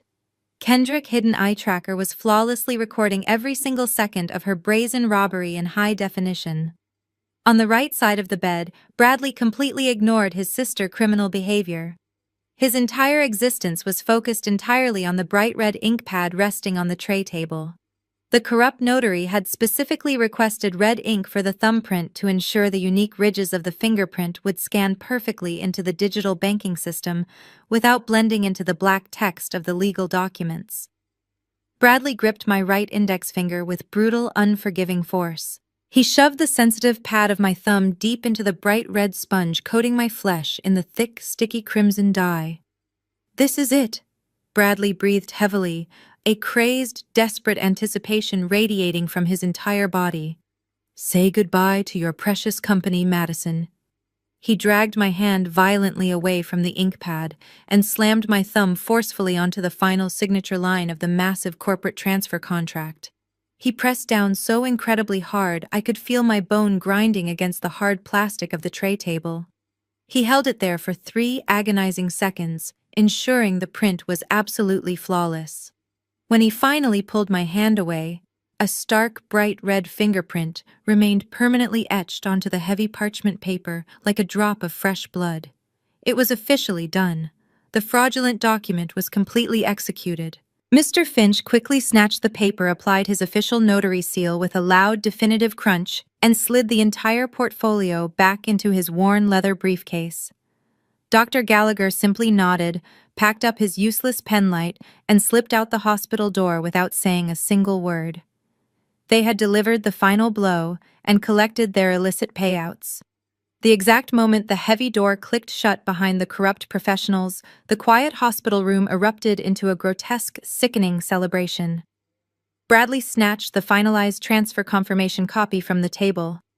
He threw his head back and let out a loud, maniacal laugh that bounced sharply off the acoustic ceiling tiles. The sound was purely unhinged, the manic relief of a desperate criminal who truly believed he had just narrowly escaped a brutal execution by the underground syndicate. "We did it!" Bradley shouted, waving the paper in the air like a winning lottery ticket. "I own absolutely everything." Absolutely. Beatrice rushed forward from the dark shadows, her face beaming with malicious, greedy pride. She threw her arms tightly around her son, hugging him fiercely. "You are brilliant, Bradley," she praised him loudly, her voice filled with toxic adoration. "I always knew you would take exactly what this family deserves." Caroline rushed around the foot of the hospital bed and eagerly joined the group, embraced the shiny platinum of my stolen watch, catching the harsh fluorescent light as she threw her arms around her brother and her mother. The 3 of them jumped and cheered, laughing hysterically right in the center of the intensive care unit. They were celebrating their absolute victory right in front of my face. They danced around my hospital bed, completely ignoring the woman they fully believed they had permanently destroyed. I lay absolutely motionless, the bright red ink drying slowly on my thumb. I watched my husband, my mother-in-law, and my sister-in-law revel in their horrific, unforgivable crimes. They thought the red fingerprint symbolized my total, unconditional surrender. They had absolutely no idea it was actually the ultimate inescapable seal on their impending federal prison sentences. Let them laugh. Let them celebrate. Let them wear my stolen diamonds. Tomorrow morning, when the federal authorities kicked down their doors, the look of absolute soul-crushing terror on their faces was going to be worth every single second of this agonizing charade. The celebration in the sterile intensive care unit died down as Bradley shifted his focus entirely to the digital heist. He practically shoved his mother and sister out of the way, grabbing his sleek silver laptop from his leather briefcase. He slapped the computer down onto the small rolling tray table right next to the bright red ink pad he had just used to brand my thumb. His fingers flew across the keyboard with frantic, desperate energy. The syndicate deadline was a loaded gun pointed directly at his head, and he needed that $10 million routed to his offshore accounts before the morning sun breached the city skyline. I kept my breathing perfectly shallow, my eyes locked in a vacant stare. From my peripheral vision, I watched him open a secure encrypted video conferencing application. He was bypassing the standard customer service channels and connecting directly to the elite 24-hour emergency liaison desk at my primary investment bank. This was a dedicated line reserved exclusively for high-net-worth clients facing catastrophic financial events. The video call connected with a sharp digital chime. A sharply dressed bank executive appeared on the screen, sitting in a brightly lit office despite the late hour. His nameplate identified him as Director Montgomery. He adjusted his glasses, looking at Bradley with a mixture of professional courtesy and mild confusion. "Good evening, Mr. Hayes. We received your emergency notification. How can the Private Wealth Division assist you tonight?" Bradley immediately adopted his sickeningly perfect persona. He slumped his shoulders, forcing his voice to sound hoarse and trembling with fabricated sorrow. "Director Montgomery, I am calling from the intensive care unit. My wife Madison suffered a catastrophic spinal injury this evening. The top neurologists have just officially declared her permanently incapacitated. It is an absolute nightmare." Director Montgomery's face fell into an expression of genuine corporate sympathy. "I am so incredibly sorry to hear that, sir. Madison is one of our most valued clients. Please tell me what we can do to support you during this horrific time." Bradley wasted zero time. He snatched the freshly stamped contract from the bed and held it directly up to the laptop camera. The bright red fingerprint was displayed prominently on the screen. "I have a legally binding, fully notarized power of attorney and a complete corporate transfer agreement," Bradley stated, his tone shifting from grieving husband to aggressive corporate dictator. "I am assuming total executive control of her wealth management firm and all personal liquid assets immediately. I am transmitting the high-resolution digital scans to your secure portal right now." He hit a key on his laptop, sending the fraudulent files through the banking interface. "I need you to authorize an immediate emergency wire transfer of $10 million to my designated holding account," Bradley commanded. "The firm is facing massive market exposure due to the news of her accident. I must secure this capital immediately to stabilize the portfolios and cover her impending experimental medical treatments." I lay paralyzed, my heart hammering against my ribs. He was so incredibly arrogant. He genuinely believed that a stamped piece of paper and a sad story would force a major financial institution to hand over $10 million in the middle of the night. Director Montgomery hesitated, his eyes scanning the documents that had just popped up on his end of the system. "Sir, this is an incredibly large sum to move outside of normal operating hours. Standard protocol requires a 24-hour verification period for a transfer of this magnitude, especially involving a sudden change in executive power." "I do not have 24 hours, Bradley roared, slamming his fist onto the tray table. The sudden violence made the laptop shake. "You are looking at a legally executed document verified by a licensed medical professional and a state notary. If you do not process this transfer right this very second, I will hold you personally liable for the financial collapse of her firm. I will sue this bank into absolute oblivion. Do your job and release my money." Beatrice stepped into the frame, leaning over her son's shoulder. She glared fiercely into the camera. "We are dealing with a massive family tragedy, and you are playing bureaucratic games with my daughter-in-law medical fund." Beatrice hissed. "Transfer the money immediately, or I will make sure the press knows exactly how this bank treats grieving families." Faced with the threat of a massive lawsuit and public relations disaster, Director Montgomery finally caved. "I understand the urgency, sir. Please give me one moment.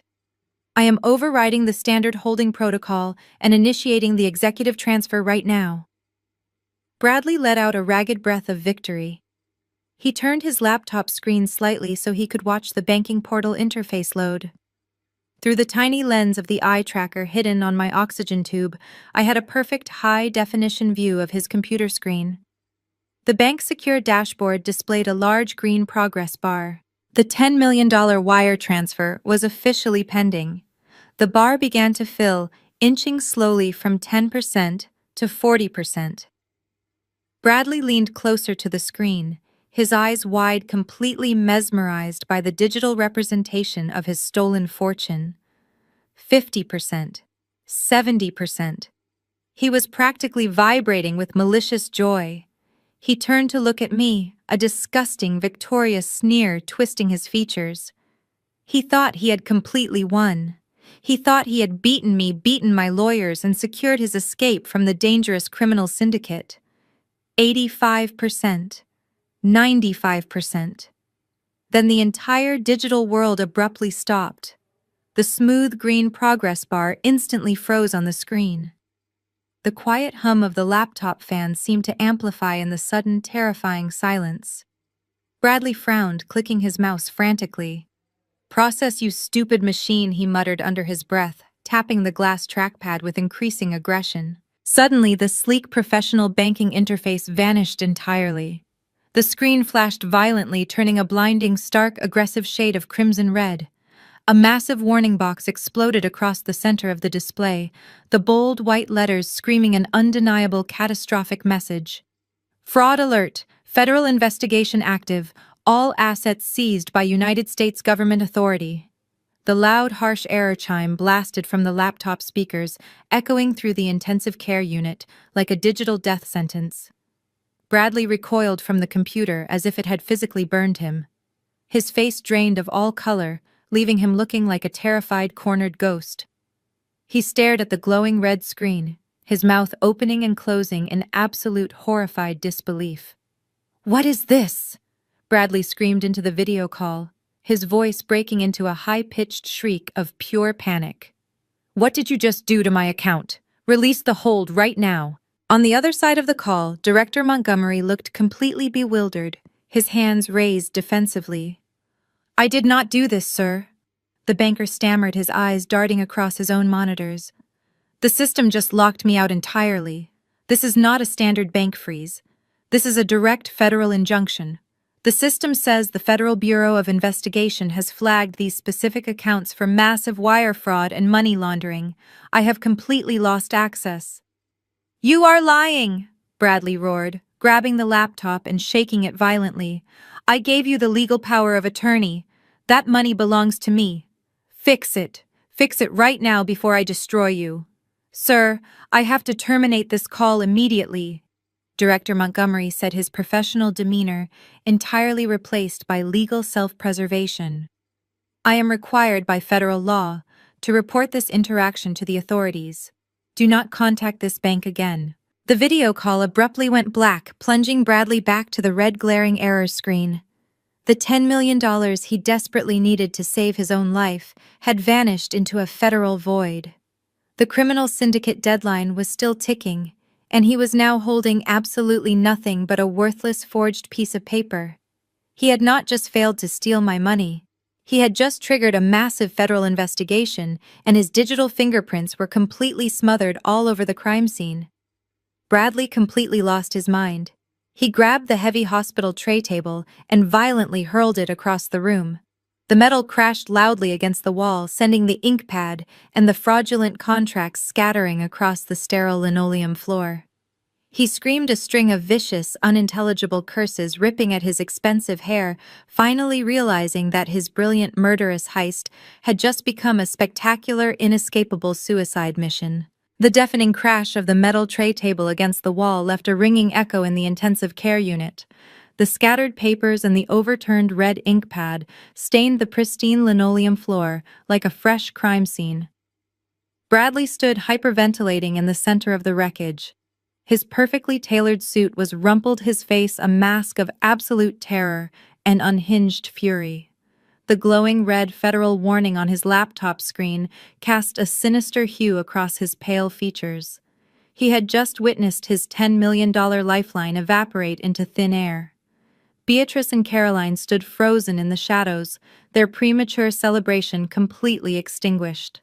The incredibly sudden shift from triumphant, arrogant victory to absolute catastrophic failure left them both completely and utterly speechless. Caroline instinctively pulled her sleeve down to cover the stolen platinum watch on her wrist, while Beatrice clutched her expensive wrap tightly around her shoulders. They could sense the immense danger closing in around them, but they had absolutely no idea how massive the impending storm was about to be.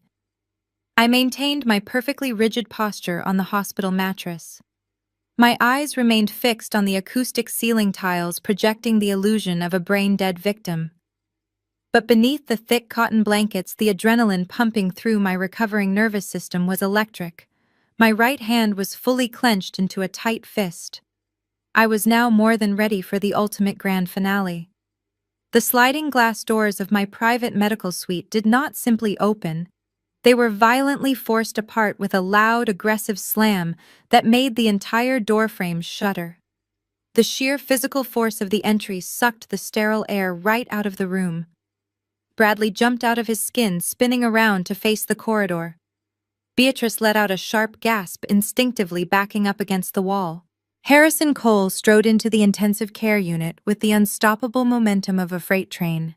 The silver-haired corporate attorney did not wear his usual mask of polite legal professionalism. His face was set in a ruthless predatory glare that promised absolute destruction. He was not alone.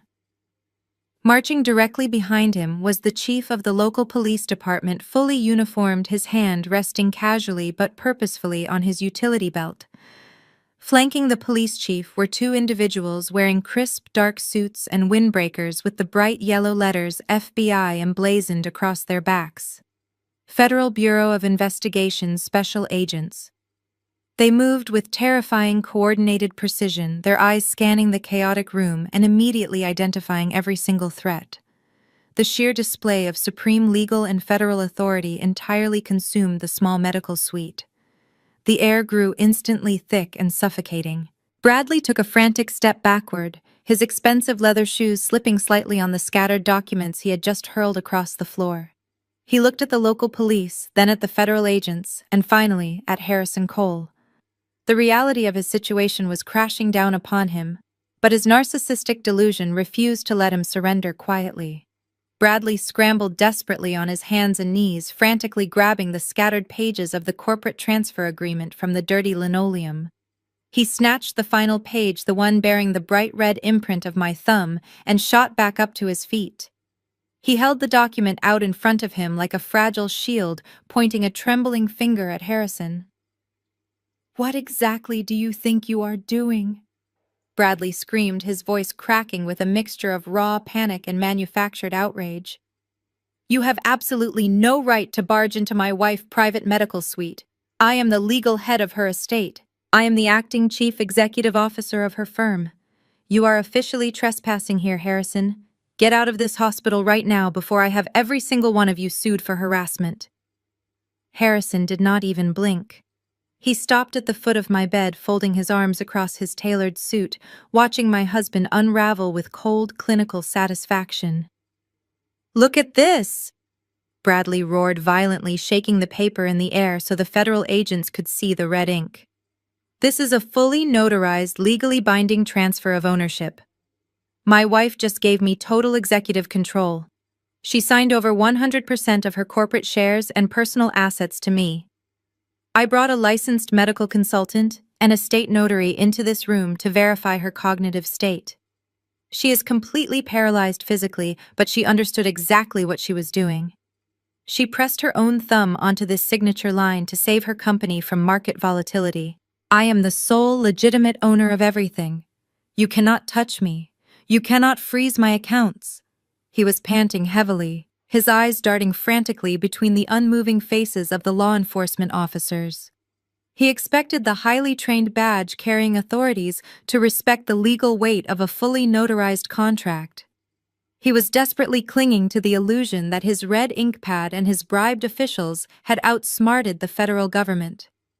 The two FBI special agents did not say a single word. They simply exchanged a brief, highly trained glance before moving into action. With terrifying synchronized fluidity, they stepped forward and positioned themselves directly in front of the heavy glass doors, entirely blocking the only exit from the intensive care unit. They stood perfectly shoulder to shoulder, their postures extremely rigid and totally uncompromising, forming an impenetrable human wall. The local police chief moved deliberately toward the dark corner of the room, where Beatrice and Caroline were currently cowering. He placed himself firmly between the two terrified women and the hallway, effectively cutting off any potential escape route. He rested his hand near his radio, his gaze locked intensely on the mother and daughter who had conspired to loot my body. They were entirely surrounded. The steel trap had finally slammed completely shut, and they were caught dead inside. The silence in the room was absolute and suffocating. Bradley held the fraudulent contract out in front of him, his hand shaking violently as the bright red ink of my thumbprint practically glowed under the harsh fluorescent lights. He was breathing heavily, his chest rising and falling in rapid, terrified spasms. He desperately wanted Harrison Cole to look at that red mark and concede defeat. He wanted the federal agents to recognize his manufactured legal authority and back away. Harrison Cole did not back away. He did not look intimidated, and he certainly did not look defeated. Instead, a slow, freezing smile spread across the veteran attorney face. It was a terrifying smile, the look of a seasoned apex predator who had just watched his prey walk willingly into a steel cage and lock the door from the inside. Harrison calmly reached into his own tailored jacket and pulled out a sleek pair of reading glasses. He slipped them on, stepping right up to the edge of my hospital bed. He looked down at the crumpled, blood-red document shaking in my husband's grasp, and then he let out a short, sharp laugh that cut through the tension like a razor blade. "You can go ahead and tear that pathetic piece of paper into confetti." Bradley Harrison stated, his voice echoing with supreme, lethal authority. "You can burn it. You can eat it. You can frame it and hang it on the wall of your prison cell. Because that document is absolutely, unequivocally, and completely worthless." Bradley froze, his eyes widening in pure confusion. "What are you talking about?" he stammered aggressively, thrusting the paper forward again. "This is a notarized transfer of personal assets. She signed over everything. I have the medical declaration. It is fully legal in this state." Harrison slowly reached into his heavy leather briefcase. He did not pull out a single sheet of paper. He pulled out a massive leather-bound binder that must have weighed 5 pounds. He tossed it casually onto the foot of my hospital bed. The heavy binder landed right on top of my legs with a loud, definitive thud. 3 months ago, Harrison began pacing slowly at the foot of my bed, like a professor addressing a severely failing student. Madison and I sat down to completely restructure her entire financial and corporate portfolio. She explicitly instructed me to build an impenetrable fortress around her lifework. So we established a highly aggressive, irrevocable entity known as a revocable living trust. Beatrice let out a sharp gasp from the dark corner of the room, her hands flying to her mouth. She was a suburban socialite who spent her days gossiping at country clubs, but even she understood the terrifying legal implications of a living trust. Bradley, however, was a superficial amateur, playing a high-stakes game he entirely failed to comprehend. "I am the sole legally appointed trustee of that entity," Harrison continued, his voice rising in volume and power. "Do you know what that means, Bradley? It means that the wealth management firm does not belong to Madison anymore. The sprawling Connecticut mansion you currently live in does not belong to Madison. The massive investment portfolios, the liquid cash reserves, the commercial real estate holdings, none of it is registered under her individual name. Every single asset she spent her life building was legally and permanently transferred into the ownership of the trust exactly 90 days ago." Bradley's face drained of all remaining color, leaving his skin an ashen, sickly gray. His mouth opened, but no sound came out. The red-inked contract in his hand suddenly began to tremble uncontrollably. "A standard power of attorney only grants you control over assets held in a person's individual name," Harrison explained, twisting the knife with cold, clinical precision. "And since Madison individual net worth currently consists of a few personal checking accounts and the ruined dress she was wearing when you pushed her down the stairs, your grand midnight heist has netted you absolutely zero corporate authority. You cannot transfer assets she does not personally own. You cannot liquidate a company she does not personally possess. You are lying!" Bradley shrieked, his voice cracking into a high-pitched wail of denial. "You are making this up to protect her. She is my wife. I have marital rights to that company." Harrison stepped right into Bradley's personal space, towering over him with terrifying menace. "Marital rights do not pierce a properly structured corporate trust, you arrogant fool," Harrison growled. "Especially when the spouse is explicitly and legally excluded from the beneficiary matrix, which you absolutely are. You brought a corrupt doctor and a bribed notary into a federal medical facility. You physically assaulted a paralyzed woman to force her thumbprint onto a personal transfer agreement. And you did it all to steal an empty vault. The sheer monumental weight of his failure crashed down onto Bradley's shoulders. His knees buckled slightly. The red stamped paper slipped from his sweaty fingers, fluttering aimlessly to the dirty hospital floor. He had risked everything. He had orchestrated a brutal attempted murder. He had committed multiple counts of federal fraud. He had exposed himself to the terrifying wrath of the criminal syndicate hunting him down. And he had done it all for a completely useless, legally void piece of paper. Beatrice let out a loud, agonizing wail from the corner of the room. She realized instantly that the luxurious mansion she had planned to steal was never going to be hers. The endless shopping sprees funded by my corporate accounts were permanently canceled. She was going to end up exactly where she belonged, utterly destitute, and facing major federal conspiracy charges alongside her pathetic son. Caroline backed further into the wall, her eyes darting nervously toward the stolen platinum watch secured tightly around her own wrist. She suddenly realized that stolen piece of jewelry was likely the only physical asset they had managed to successfully extract from me, and the Federal Bureau of Investigation agents were blocking the only exit. I lay perfectly still under the hospital blankets, feeling the heavy grounding weight of the massive trust document resting on my legs. The sheer, overwhelming ecstasy of absolute victory roared through my mind. Bradley had spent our entire marriage underestimating my intelligence. He assumed I was just a naive woman, desperate for his affection, completely blind to his parasitic greed.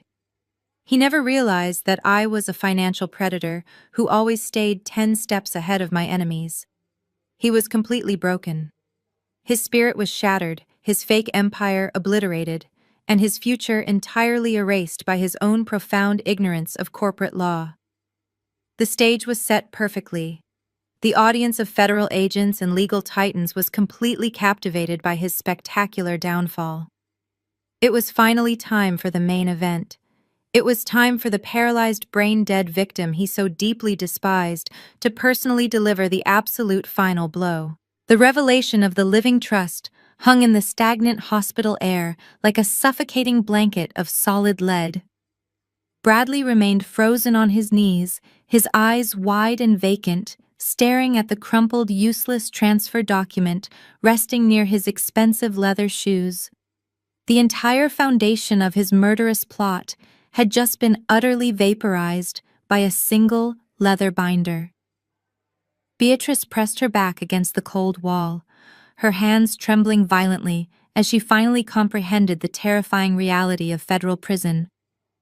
Caroline stood completely paralyzed, her greedy fingers subconsciously tracing the stolen platinum watch on her wrist, suddenly realizing it was no longer a trophy, but a highly incriminating piece of evidence.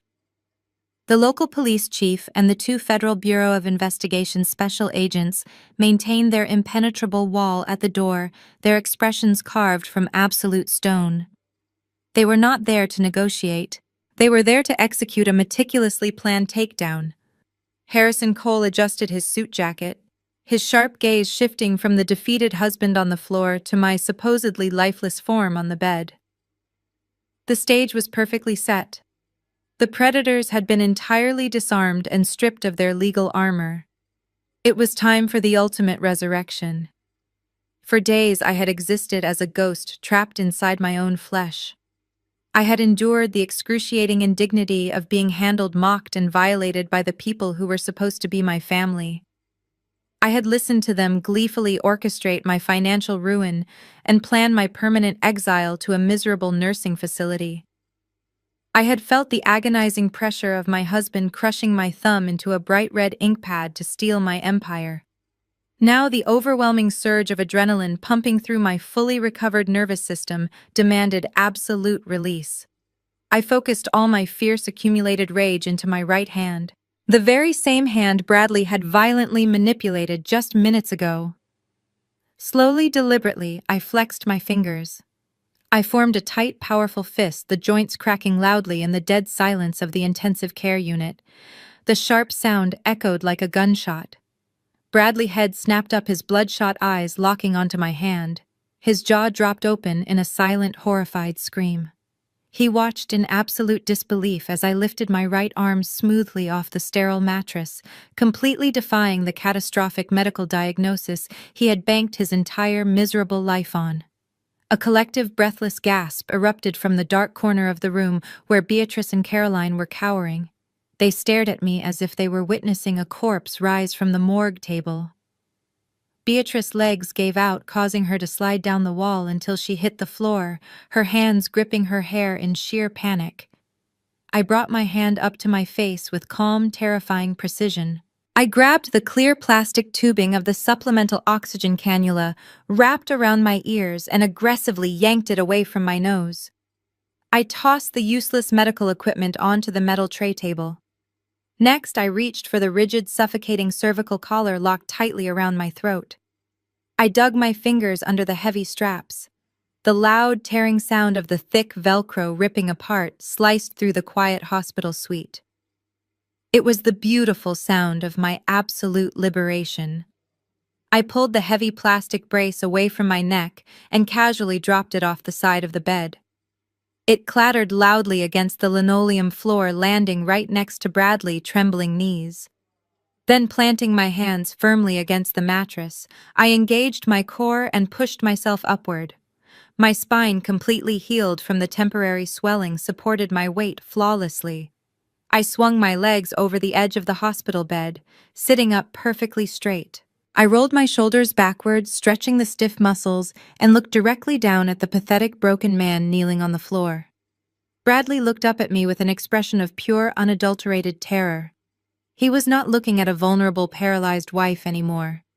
He was staring straight into the eyes of a ruthless corporate executioner. His lips moved frantically, trying to form words, but his vocal cords completely failed him. The arrogant tech bro who had confidently choreographed my murder was now reduced to a trembling, incoherent mess. I let him suffer in that agonizing silence for a long moment before I finally spoke. My voice was slightly raspy from days of disuse, but it rang with undeniable, freezing authority. The attending physician officially informed me that my spinal shock ended exactly 3 days ago, I stated, looking down at him with supreme disgust. I regained my full motor functions within 48 hours of your pathetic attempt to murder me on our driveway. I was never in a permanent vegetative state. The shock on his face deepened into absolute soul-crushing despair. You were awake, he choked out, his voice barely a raspy whisper. You heard everything. I heard every single word. I confirmed, my tone dripping with lethal satisfaction. I heard you complain about hitting me too hard. I heard you and your mother plan to lock me in a state-funded facility. I heard you brag about disabling the security cameras. I just lay perfectly still in this bed to see exactly how far you and your greedy family would go with this disgusting charade. I needed to keep you entirely comfortable so you would confidently bring those fraudulent documents right into this room. I stayed paralyzed to gather enough irrefutable high-definition evidence to constitute the severe federal crime of forced contract signing, extortion, and attempted murder. Bradley's entire reality imploded. The devastating realization that he had been expertly played, manipulated, and trapped by the very woman he tried to kill completely destroyed his mind. He realized that every cruel confession, every forged signature, and every threatening phone call had been meticulously monitored and recorded. He let out a gut-wrenching hollow groan that sounded like a dying animal. His arms gave out beneath him, and he collapsed completely onto the dirty hospital floor, burying his face against the cold linoleum as the crushing weight of his permanent destruction finally broke him. The crushing silence in the intensive care unit was broken by the sound of deliberate, heavy footsteps approaching from the corridor. The 2 Federal Bureau of Investigation agents stepped aside just enough to allow one more person into the crowded suite. Kendrick strode into the room, dressed in a sharp, dark suit, carrying a sleek black garment bag over his arm and holding a small digital remote control in his right hand. He did not spare a single glance for the pathetic, sobbing man on the floor or the 2 terrified women cowering in the corner. He walked directly to the large, flat-screen television mounted on the hospital wall, plugging a small encrypted flash drive into the side port. "I think the federal authorities need to see the main feature presentation," Kendrick announced, his deep voice commanding absolute attention. He pressed a button on the remote, and the screen instantly flickered to life. The high-definition footage from my hidden independent cellular camera began to play in brilliant clarity. The entire room watched in utter horrified silence as the digital projection showed Bradley walking onto the marble driveway hours before his birthday party. The federal agents stepped closer to the screen, their eyes narrowing as they witnessed my husband pull out a metal tin of industrial-grade polishing wax. They watched him drop to his knees and meticulously aggressively rub the slick compound onto the sharpest edge of the top marble stair. They watched him pantomime my exact backward fall, physically calculating the lethal trajectory to ensure maximum catastrophic damage to my cervical spine. The undeniable, chilling reality of his premeditated violence was broadcast for everyone to see. This was the ultimate smoking gun. "That is enough," the lead federal agent stated, his voice ringing with absolute terrifying finality. He turned away from the television screen and looked directly at the local police chief. "Take him down." Two heavily armed local police officers immediately moved in. They hauled Bradley up from the dirty linoleum floor, violently twisting his arms behind his back. The sharp metallic click of heavy steel handcuffs locking around his wrists echoed through the room. "Bradley Hayes, you are under arrest for attempted murder." In the first degree, the police chief declared, reading him his rights with cold precision. The federal agent stepped right up to Bradley, terrified, tear-streaked face. "And the Federal Bureau of Investigation is officially charging you with multiple counts of federal wire fraud for soliciting $1 million across state lines using a fraudulent medical crowdfunding campaign. You are going to be locked in a maximum security federal penitentiary for the rest of your miserable life." Bradley thrashed against the officers, screaming incoherently, begging for mercy, but his pathetic cries fell on completely deaf ears. They dragged him violently toward the doorway. Beatrice let out a piercing, hysterical shriek and tried to lunge after her son, but the second federal agent swiftly grabbed her by the shoulder and slammed her back against the wall.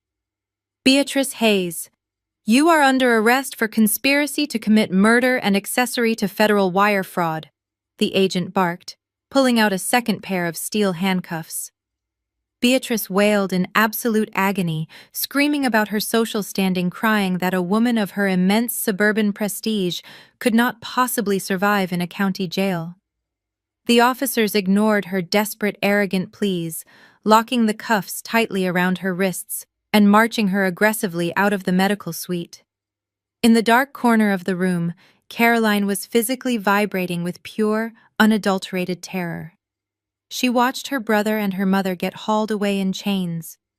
She looked down at her own trembling hands, suddenly hyper-aware of the stolen jewelry burning against her skin. She desperately grabbed the platinum watch and the 5-carat diamond ring, ripping them off her wrist and finger with frantic, shaking movements. She stumbled forward, her face completely drenched in tears, holding the stolen items out toward me. "I am so sorry," Caroline sobbed hysterically, her voice cracking into a pathetic, high-pitched whine. "I was just holding them. I swear I was just keeping them safe. Please do not let them arrest me. I am your family." Kendrick stepped directly into her path, his tall, imposing frame completely blocking her from reaching my bed. "You are a disgusting, greedy thief," Kendrick stated, looking down at his wife with absolute, unfiltered disgust. "And you are no longer my family." Female police officers stepped up behind Caroline, firmly grabbing her arms and slapping a third pair of handcuffs onto her wrists. "Caroline Hayes, you are under arrest for grand larceny and possession of stolen property," the officer announced, dragging the weeping, completely broken woman out of the room to join her mother and brother in the waiting patrol cars. The intensive care unit suddenly felt incredibly spacious and wonderfully quiet. The toxic parasitic infection that had plagued my entire life had just been surgically and permanently removed. I took a deep, cleansing breath, filling my lungs with the sweet, undeniable taste of absolute victory. I swung my legs entirely off the hospital bed and planted my bare feet firmly on the cold linoleum floor. I stood up to my full height, my spine perfectly straight, my recovering muscles humming with powerful, renewed energy. Kendrick walked over and handed me the black garment bag he had brought from my home. I stepped into the private hospital bathroom, stripping off the degrading, sterile medical gown. I pulled on the crisp, tailored charcoal power suit Kendrick had retrieved from my executive closet. I buttoned the jacket, adjusted the collar, and looked at myself in the mirror. I was no longer a victim. I was an apex predator. I walked back into the main room, projecting the fierce, unstoppable aura of a woman who had just conquered death itself. Harrison Cole and Kendrick stood waiting for me, their expressions radiating immense pride and profound respect. Kendrick handed me a sleek digital tablet. The screen displayed the highly encrypted network, routing the massive debts Bradley owed to the violent underground criminal syndicate. Bradley had desperately hoped the fraudulent crowdfunding money would save him from their wrath. I tapped the screen, authorizing a permanent, irreversible digital lockdown on every single one of his hidden crypto accounts. I completely severed his access to any potential hidden funds, ensuring he was entirely defenseless. "Let the syndicate deal with him while he rots in a federal holding cell," I stated coldly, handing the tablet back to my brilliant brother-in-law. He dug his own grave. Now he gets to lie in it. I turned to face the large glass windows, watching the red and blue police lights flashing against the dark city sky as the patrol cars carried my traitorous husband and his greedy family away forever. The storm had finally passed, and my empire was completely secure. I turned back to look at my two greatest allies, my trusted corporate attorney and the brilliant cybersecurity expert who had saved my life. Cancel the fraudulent crowdfunding campaign and refund every single donor, I commanded, my voice ringing with absolute, undeniable authority. Then contact the major financial networks and prepare a global press conference for tomorrow morning. The chief executive officer has officially returned to work. The harrowing journey we just witnessed teaches us a profound and unforgettable lesson about trust, resilience, and the true definition of family. When you build your life from the ground up, pouring your blood, sweat, and tears into your success, you must fiercely protect what you have earned. We are often taught to blindly trust those we marry and the families we marry into. But this story is a chilling reminder that legal ties do not automatically guarantee loyalty. True security does not just come from accumulating wealth. It comes from having the foresight to protect yourself legally and financially from those who might seek to exploit your vulnerability.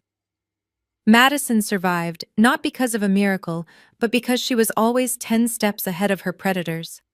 She secured her massive empire with an ironclad living trust and surrounded herself with brilliant allies who valued her for her mind and character, not just her bank account. People like Harrison Cole and Kendrick proved that real family is chosen based on integrity and unwavering support during your darkest and most terrifying hours. Furthermore, this story proves that your humble beginnings do not define your ultimate limitations. The exact same resilience that pulled Madison out of crushing poverty gave her the immense psychological strength to lie paralyzed and wait for the perfect moment to strike back at her abusers. She did not let her trauma break her. Instead, she used it as a weapon to completely destroy the people who tried to bury her. The ultimate revenge is not just seeing your enemies face severe federal justice, but rising from the ashes to reclaim your power completely unbroken. You must never let anyone dim your light or steal the beautiful empire you have built with your own two hands. If you found this incredible journey of resilience and ultimate justice inspiring, please hit the like button, share your thoughts in the comments, and subscribe to our channel for more empowering stories of survival.